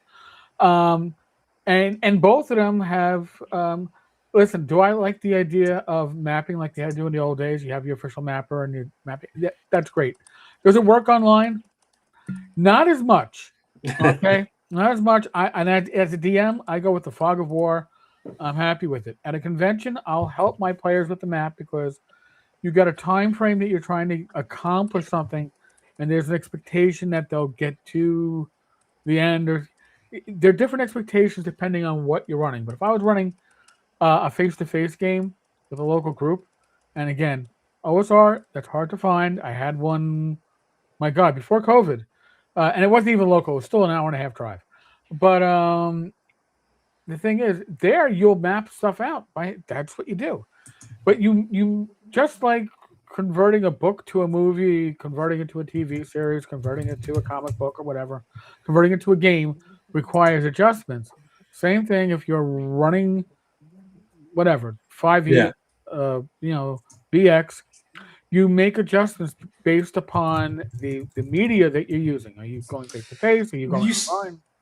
I was thinking the West End games, Star Wars, and Gary can probably definitely chime in on this. And you think about what does an OSR approach mean to a game and an IP like that, and because you had to make up stuff for West End a little bit. I mean, there was not, although you had the ship books and you had all the different races and all the tech. There was a lot of stuff that was kind of fuzzy. And it's what does OSR mean for things that are outside of the traditional fantasy in terms of... I am so happy you opened that door. That's going to create all kinds of discussion. What does OSR mean? It's not like we've been debating this for a decade. But I got to interrupt because Dan gave us a super chat, $5. It has come to my attention that gifting memberships will cause more manual work for Matt on Discord. Yes, because apparently there's some integration that I don't understand, and you're going to help him with. And you once again gave Dan, Dan the man. a bunch of companion. Dude, did you So like win the lottery? Are thank you like, Dan? Thank you, dude? so Like, much. anyway, bro. Thank you so much. You have been a huge supporter, a great game master, and I'm not saying that in an Eddie Haskell sort of way. Yes, I am.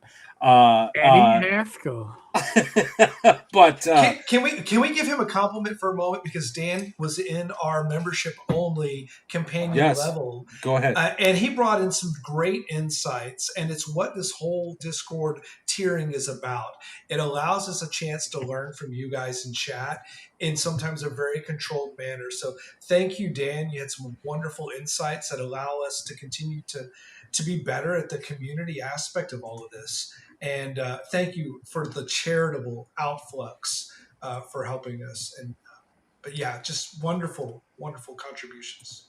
And it looks like Tenkar, you got $10. I Here's see your from token Robert. Thank donation. you. Robert, I thank always you. look forward to your episodes. Thank you, sir. But anyway, appreciate it. yeah, Brian, you were saying Star Wars OSR. Go. Well, yeah, I'll address that. There is OSR, and I think there is OSR, or old school gaming. Okay, OSR, in my point of view, is D&D and its splinters, its reimaginings, its simulacrums, its clones through 2E. But old school gaming is Tunnels and Trolls, it's Traveler, it's RuneQuest, it's Rollmaster, it's MERP, Star Frontiers, Gamma World, Star Frontiers, Gamma World, Boot Hill. See, I think the OSR, for good or ill, is based upon the idea that it's based upon D20 D&D, whereas the other old school gaming is just as about. If you want anybody, you can talk to me about my Tunnels and Trolls collection, because I have some original early stuff signed by Ken St. Andre himself, including his second print of his play copy of the second print of Tunnels and Trolls. I love Tunnels and Trolls from the perspective of it has so much imagination and so much cool crap associated with it. Would I necessarily run it today? If I had a small group, 2 to 3 players, it works fine. Regular D&D size group, it falls apart. That's my perspective of it. But I think old school gaming, I mean, one of my favorite campaigns to run was RuneQuest 2nd Edition. I did not know what a sandbox was until I bought, for a whole $20 back in 1986, the RuneQuest 2 hardcover book, and Pavis and Big Rubble box sets, all water damaged, at a convention at Columbia University. And then that summer, I ran my first sandbox. I did not know it was a sandbox. Nobody told me it was a sandbox.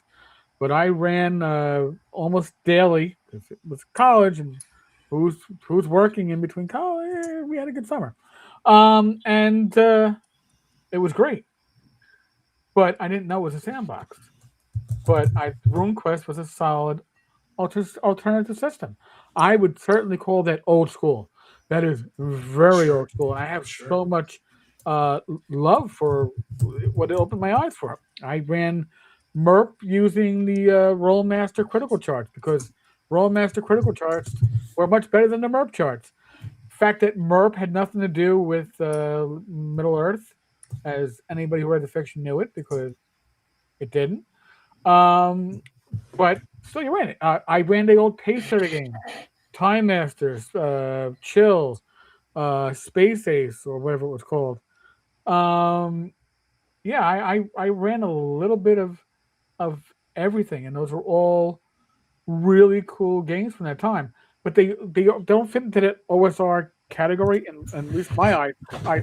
But they're all old school games. If you go OSG, well, yeah, there's a bunch of stuff. I mean, I hacked the hell out of Traveler trying to give it an experience point system, because it has to have an experience point system. What the hell? Well, what's the point? What's the point to adventuring if you can't improve your character? Oh, money. Oh, I didn't think of that. Any, Oh, any any genre that you never just ever took an interest in, even in the beginnings of the hobby? I couldn't get my players to do much Call of Cthulhu. I wanted to. They just weren't all that. I did some Ravenloft like around Halloween every year. It's like, all right, here's our Halloween adventure because I'm gonna pull this one out. Hey, look, the one with the Pinocchio ripoff with the little dolls. We'll do that. Yeah, The creative. I remember that. It's I a remember that. terrible adventure. I know, but I ran it. But and when of course I bought all the Palladium stuff, I tried to run Mechanoids. It didn't, and nobody wanted to play Recon, but it was close to D&D, right? It used it was a D&D ripoff. It was kind of there, but I played in every genre, but I didn't really. My specialties were pretty much fantasy or fantasy adjacent for the most part. Science fiction. The only science fiction I ran was Space Master, and that was only because I think at that time my group was down to 2 players, so Space Master worked because everybody can have skills that cover stuff. Like games like that are good for small groups, but D&D is better for large groups because everybody has their own niche. There's niche protection. But yeah, no, I back then I could run almost anything. Now, yeah, it's going to be OSR, and the lighter the better because I'm 59 and I don't want to learn anything new. That's fair. That's fair. What is your? Are you running strictly BX, or are you sneaking some other games in there right now? I'm going to be going. I haven't. I run at conventions. I run BX. I ran my open table. That was BX. The open table was suspended for June and July because I had 2 conventions in June. And I try to run it every other week, and then I had medical testing, all that wonderful stuff. So now it's going to kick off again in August. That's going to be BX. My only conceit is I use the expanded weapon damage chart. I don't go just D6, but that's okay. But yeah, that's. I wanted to run Call of Cthulhu last year online, the new edition, because there's a lot of good stuff for that. I think the starter box is amazing. By the way, folks, if you're gonna buy anything and you're interested in that stuff, the Call of Cthulhu starter box, get it. But it just didn't work out. So I'll probably try again. August is almost here. It means October is almost here. So it's time to. Yeah. Yeah, you know what's funny? I was thinking the other day. So I'm running this new Marvel game. We're starting a new Phase Rip Marvel campaign, and I'm having a lot of fun. And I'm getting in there and I'm planning things. But as I do it, I think like as I'm getting ideas for this other game, I'm also getting these ideas in the back of my head for my next Dungeons and Dragons BX OS. It's this thing that happens. BX it's warm and nice, and I like it. You know what I mean? It doesn't overwhelm you. It allows it makes sense, and it allows you to improv without going, "Oh my God, did I just screw up the whole campaign?"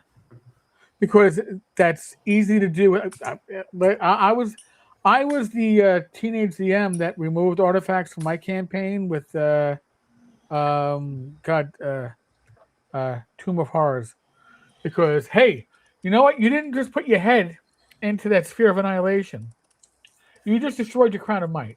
So don't worry about it. You're still alive. That's what, because you screw things up. But BX, it's harder to screw things up because there's literally less to screw up with. And it's hackable. Like when I run my open table, I don't have players roll random stats. I mean, here's the array. Everybody's going to have a +2, a +1, and a -1. Okay, that's what it's going to work out to be when you get your stats. So Everybody's on an even table. You come into the first session with your character already designed. All right, we don't have to waste time on that and get right into the adventure. That's for me. That's the idea. And honestly, I don't think I could run AD&D as much as I loved it. I came in with it. I can still win the trivia game, which is another reason why with my scripts I have the BX rules loaded up into Claude, so we can proof my scripts for any AD&D isms that come in, because they have come in when I start quoting rules because of where I came in on. But God help me. But I could not say, hey, we're playing Osric, and choose one of your 3 adventures for tonight, because I got to do a lot more prep when it comes to something like AD&D. But with BX, I am comfortable enough that if my players go off script, and let's be honest, most of your players do. Yeah. I don't care what edition you're running, your players are going to go off script. BX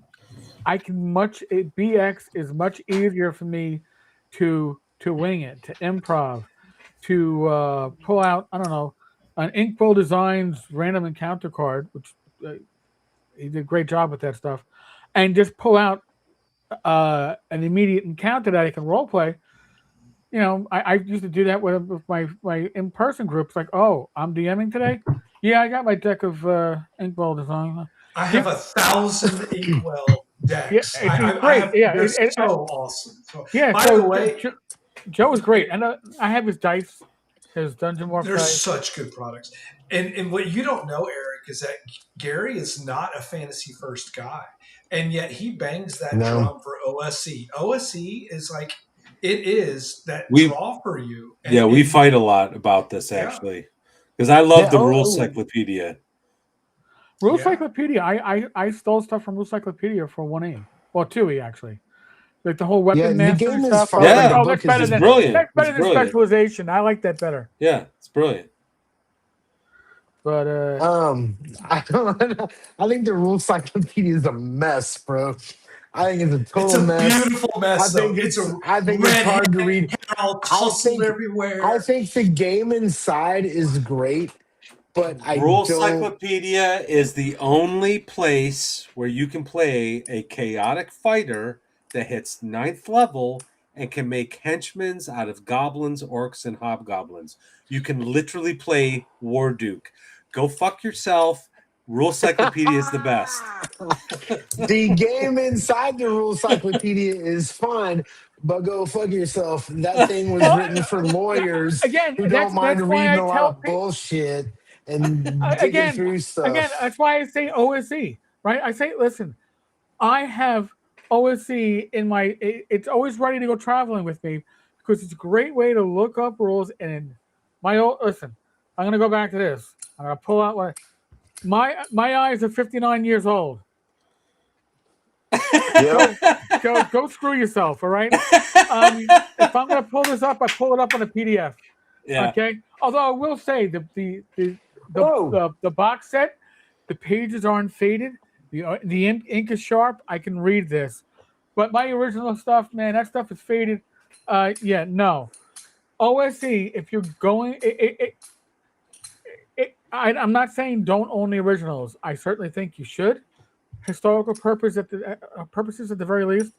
But Gavin did a great job, and I think that OSE is Labyrinth Lord for the time. It opened a lot of doors, but I second edition Labyrinth Lord kind of fell flat, and even before that, it was kind of stagnant. But I think Gavin did a great job, and I can't thank him enough. Eric, honestly. you had a video a few maybe it's about a year ago, and you talked about you mused about Shadow Dark and its role in the OSR as kind of like this moment of truth, and is it OSR, is it the end of OSR, and so forth. Now that some more time has passed, you've got Western Reaches on tap, and you've got all this movement. Yeah, so where do you see the OSR from a systemic standpoint if we know that WotC's not going to WotC's not going to give any credence to the Moldvay, Mincer era, the Holmesian designs. Right. How does a product like Shadow Dark does it beckon a new wave or era, or is it really just kind of the consummation of Shadow Dark is theoretically. I would call Shadow Dark. Bullshit. Sorry, Jason. Okay, and I've met Kelsey a number of times. I've spoken with her. I've had her on the channel. I love Kelsey. She is the ambassador that you want for old school gaming. As a rule set, I think she did a great job with converting the core of 5e to something that is more old school accessible. And I think that a lot of players are going to go from OSE and probably Shadow Dark and go to OSE and go, wow, this is great too. But I don't think it would be OSR. I would consider things like Stars Without Number to be adjacent to the OSR, closer than Shadow Dark. DCC RPG is adjacent to the OSR. They have some of their roots into the OSR, but they're not in that inner circle. But they're very important because they allow players, whether they were rooted in 3E or 5E, to go, oh, wow, this is pretty cool, and there's more options available for me, because I mean, like Shadow Dark, I've played it a number of times. We've run sessions on the channel. I didn't run any of them. I was going to, but then how do you run the channel if you're running the session? It doesn't happen. But the thing with Shadow Dark is, much the way as DCC, I think they are great games. And we'll see when the Western Marches comes out. But they are, as written, they are great games for story arcs. They're great games for conventions. But the long-term play, DCC, if you're playing a caster in DCC for a long-term campaign, you're screwed. I'm just saying. But it's great at a convention. I played Shadow Dark as online. I played Shadow Dark at conventions. It plays very well. As a player, I would get very annoyed at the random feat, trait, skill. That would annoy the hell out of me. Tree progression. Yeah, I personally would not appreciate that. It's fine for one shot. It's fine if I was doing, hey, we're gonna do a 4-episode arc. Great, that's fine. Similar problems I have with DCC and the funnel. The funnel is fun, but it's not really viable for a campaign in my opinion. And casters are screwed. Casters in a way are screwed in Shadow Dark because you have to roll to see if your spell went off or not. So the expectations change. Okay. Do I think that, again, Kelsey is a great ambassador? She's legit. She is charismatic. She's paid her dues, and she was brought into gaming by Mishler, who, by the way, told her to basically seek me out because if she wanted, I did not know that. That's awesome. Yeah. She told me that. I was like, really? Like, he spoke very highly of me, which God bless.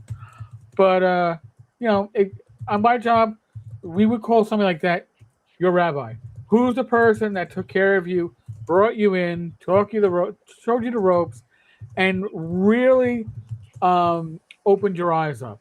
I think that she did a great job with that. And there were very few people who reach, I don't know what to call it, her status, but reach her influence and are legitimate individuals that haven't gotten corrupted.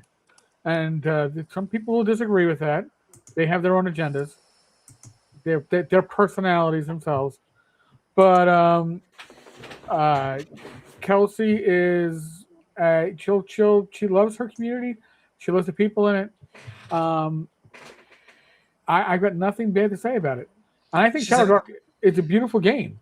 I would have to tweak it a lot to run a campaign in it. I'm not saying I couldn't run it, but It is so wild that her star is so personalized. She's become such a luminary in this because it's so rare to be able to attach an identity of a creator to a product. Greg is another example, right? I mean, because not only is he so prolific, but he is so much in love with what he does. His channel, by the way, is also just been rocking it. Chubby's channel, he's been doing very deep dives. You know, I will say, myself, Joe the lawyer, we encourage Greg to put his feet into the pool because he has a lot to share.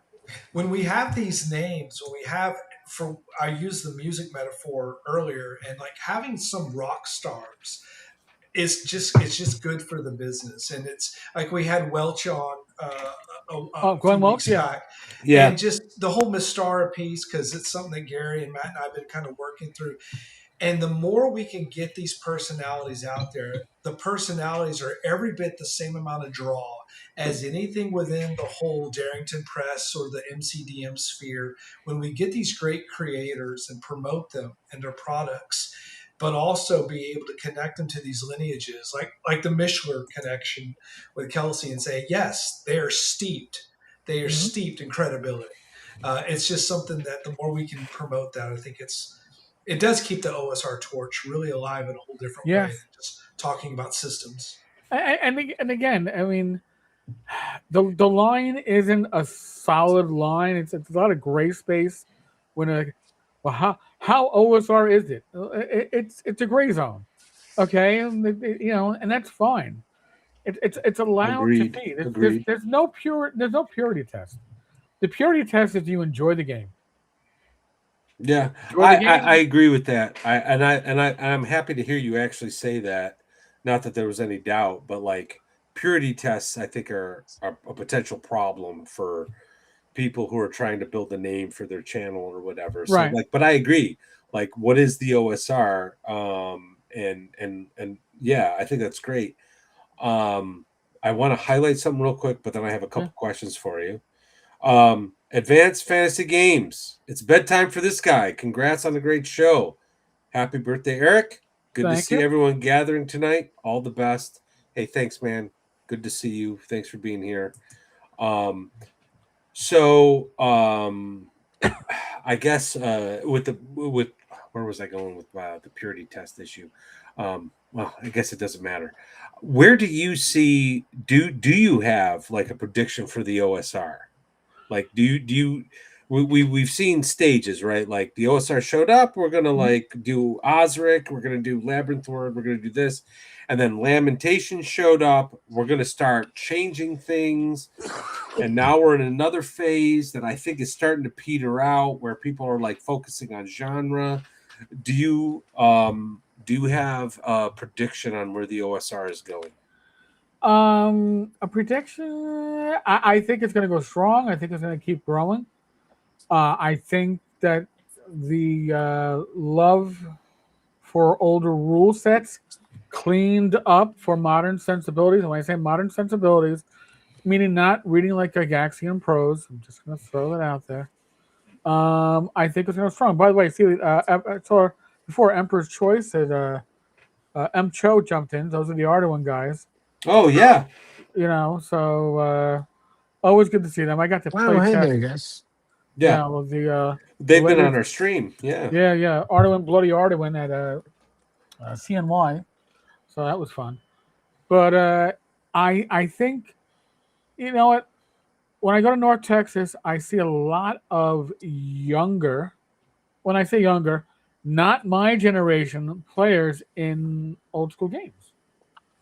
And not just talking OSR, but Boot Hill or whatever else is out there. And that's huge. Yeah. I think that's very important. Because again, it was my birthday yesterday. I'm 59. I am not the luminaries that are getting older and will, if you can get a chance to go to a convention and you can see Dennis Astaire or Alan Hammock or Frank or any of them, Steve Winter, Merle Rasmussen. I mean, take your opportunities because at some point your luminary is going to be people like me, and I'm not tooting my own horn when I say that, but that generation is going to happen. Nobody's getting any younger, and if you have, and by the way, if you have heroes, understand that all your heroes are imperfect.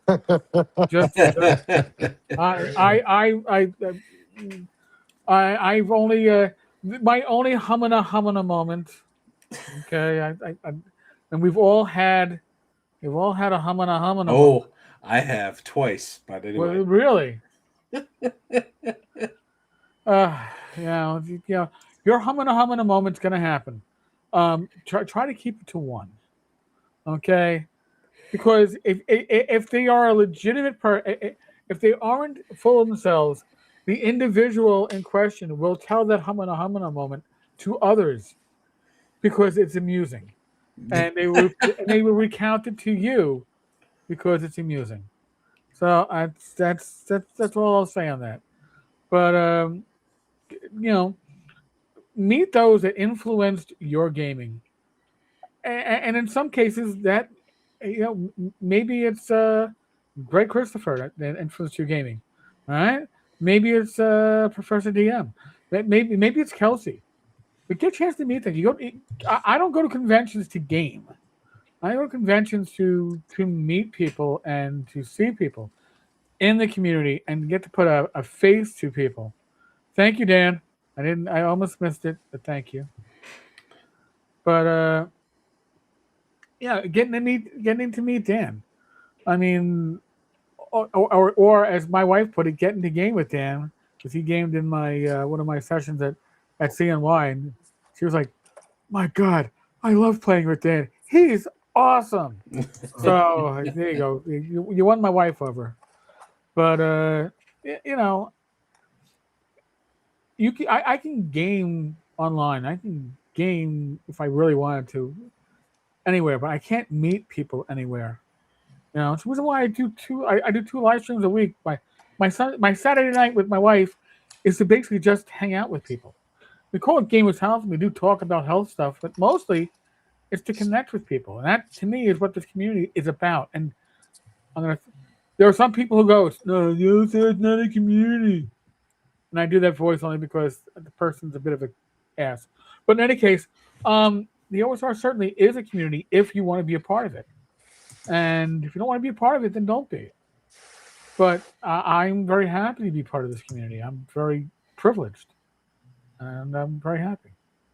Well, when I discovered the OSR, like 6-7 years ago, your YouTube channel was one of the first ones I started listening to. So you are godfather of the OSR as far as I'm concerned, or at least a valuable member of this. I am one of the oh God, almost a decade ago, Matt Finch was like, "You're the what is the name of the Damien? I don't know, some Japanese warlord or some shit like that." The daimyo? Yeah, the daimyo. I was like, no, because anybody who wears the hat of leadership in this community. Oh, well, we could totally have an entire stream dedicated to that stuff. Yes, but I listen. I am certainly a flag holder.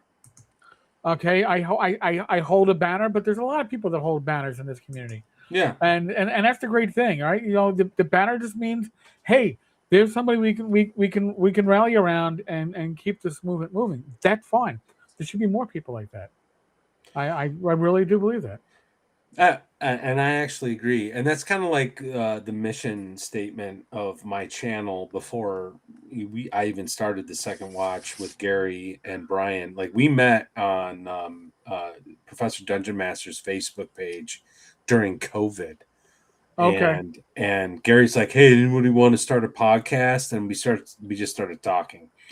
And then that kind of ended after about 9 months, and I started running this channel to highlight indie games and the OSR and various whatever, blah, blah, blah. But yeah, I think there's a lot of great stuff out there. And, your voice has been absolutely just fantastic. And I just love what you've been doing. I have a question, and everybody who's been following this channel knows the question I'm about to ask. Gary Gygax and Dave Arneson had their Appendix N, the works that influenced them. I want to know your Appendix N. What are the books, movies, music, whatever it is that gets you jazzed to run this game, jazzed to create this game? What influences you? What is your Appendix N? I guess the Lord of the Rings, The Hobbit. I started reading the Lord of the Rings, I think when I was 13. Came to The Hobbit after that. And then years later, I found the BCC radio plays. Oh my God, had them on. Really? Oh, you can probably find them on the Internet Archive. They are amazingly well done. I gotta say, but my physical copies were on cassette tapes. This goes back. I was in the academy listening to them, so I was 29, so 30 years ago. Yeah, the tapes didn't survive, but yeah, they were awesome.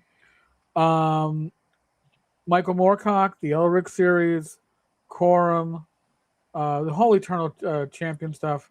But I think Elric and Quorum are probably the two that I would focus on most.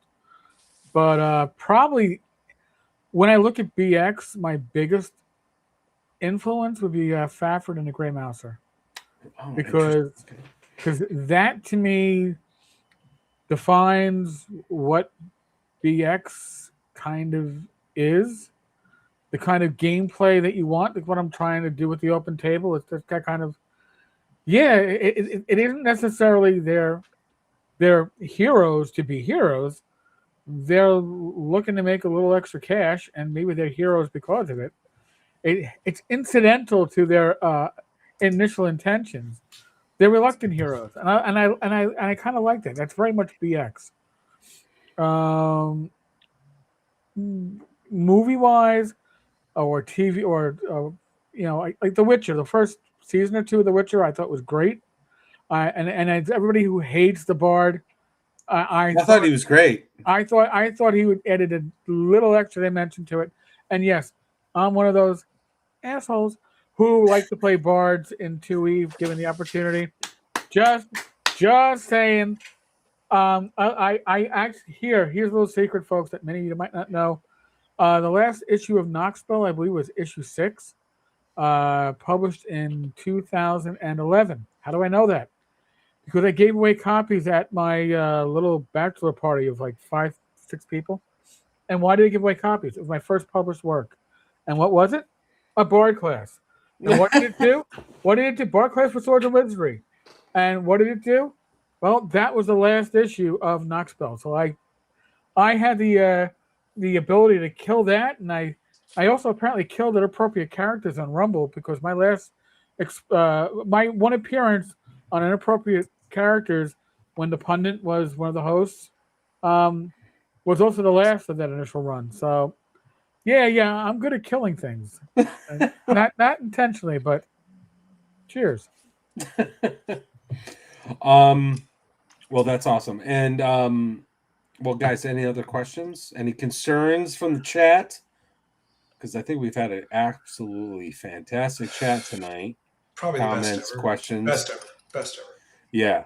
Tenkar, I'm not gonna lie to you. I know we're dual streaming or whatever, but this is actually one of the best streams we've had, really, in terms of attendance. So thank you so much. And on a welcome. personal level, when we met you, when we I bumped into you and talked to you, both of us did, Gary and I did, the year prior. But this recent North Texas Con, you showed us some stuff about this channel, and I just want to on a personal level, I just want to say thank you for your graciousness to as a guide, as a mentor and whatnot, and how to do this thing in this sphere. And we really appreciate it. I fully believe, and I'm passionate about the idea that we need more creators when it comes to YouTube, Rumble, wherever you want to host it,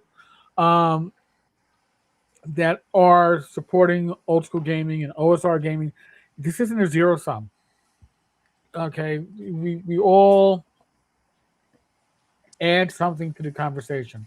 And I can look at the chat and I can see people that are regulars on my channel, but they're watching on your channel, which is what they should be doing. Because honestly, this is bonus Tenkar time, and I have no responsibility, so I've been drinking, which is dangerous. But honestly, this is what I like to see. This is what being part of a community is about. Okay, you don't go into it asking what's in it for me. You go into it asking what can I give. Yeah. And then when you ask what can I give, you'll be surprised at how many people give to you at the same time. Which is, by the way, how I didn't ask for this. Somebody sent me a sealed copy of something that would probably go for about $400 or $500 on eBay, and it's just like all I want is for you to do a live unboxing.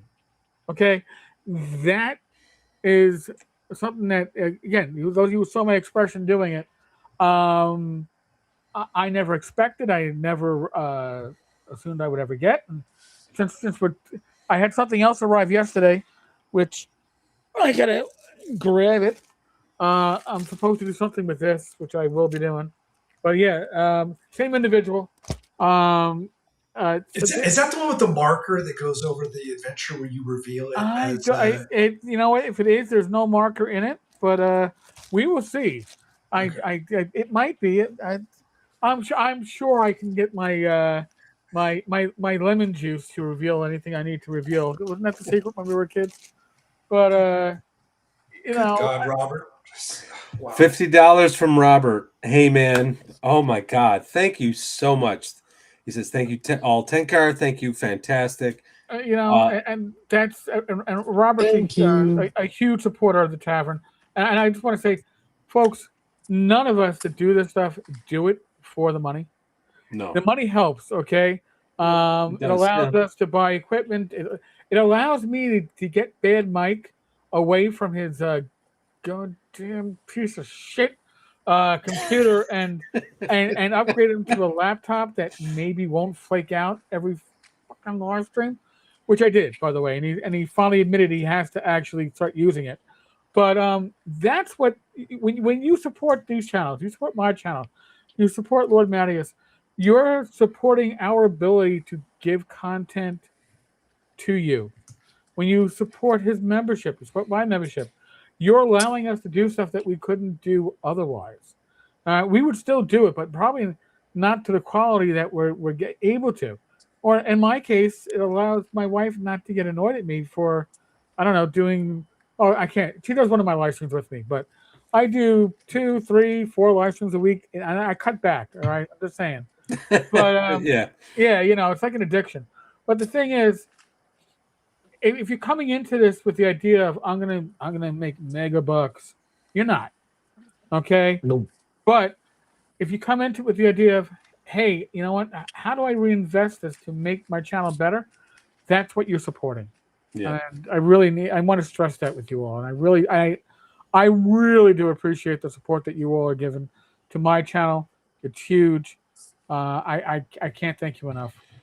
I'm great. Eric, I wanted to go ahead and say it'll be my last thing, and then because I know we're running late, but I just want to Brian, say, I'm sorry, real quick. Dan, another Dan 20 memberships, companion level. Oh my God! Thank you so much, dude. We're going to be busy this weekend going through all this. I know. You guys pretty much are right now paying for next year's North Texas Scout. Yeah. Thank you. Thank you. What I just wanted to just offer, just as my final thing here is, we do this hobby because we do have a passion for it. Yes. We're creators, and it is all I probably consume on my own between running 3 different campaigns across 2 different systems and about 15 people. I probably spend about 10 to 12 hours still of my week consuming ideas because it helps keep me a student of the game. And I do want to say the work that you put into just giving us these wonderful little moments of what makes a game unique or different or engaging. You've helped make me a better GM, and I've been doing this since '83. I'm only about 5 years.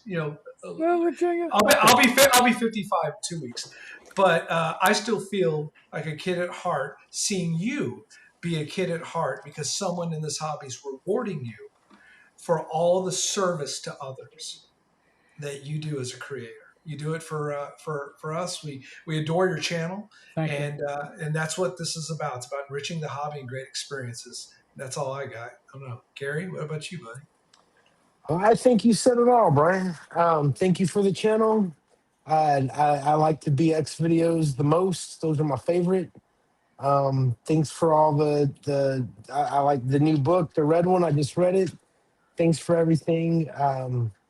Yeah, I don't know what else to say. Brian said it all.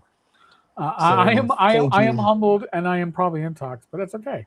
No. Well, that's what we want. The second one. Which? Oh, okay. The intox part.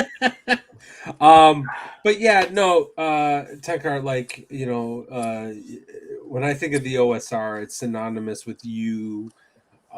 What Greyhawk Argnar's doing, Joe the lawyer, Angelo, all of them. Like, but you in particular, it's just been fantastic. Like, what it is to be the OSR, because that's that question, like, what is it? And like, you're helping define it. It's been fantastic having you on tonight. You. Like, I really appreciate it. But with that said, everyone, next week we're gonna have kind of like a panel discussion about what it is to be a good player. Hopefully we'll have Crispy, Tabletop Crispy on, and Bacon, Better with Bacon, and that will probably end up being pretty spicy as well. But anyway, bottom line is, chat's been great. Tenkar, thank you so much. Thank you. I guess I got to finish this off. There you go. Good man. And good man. But our watch has ended. Thank you all. See you next week. God bless. Later, guys.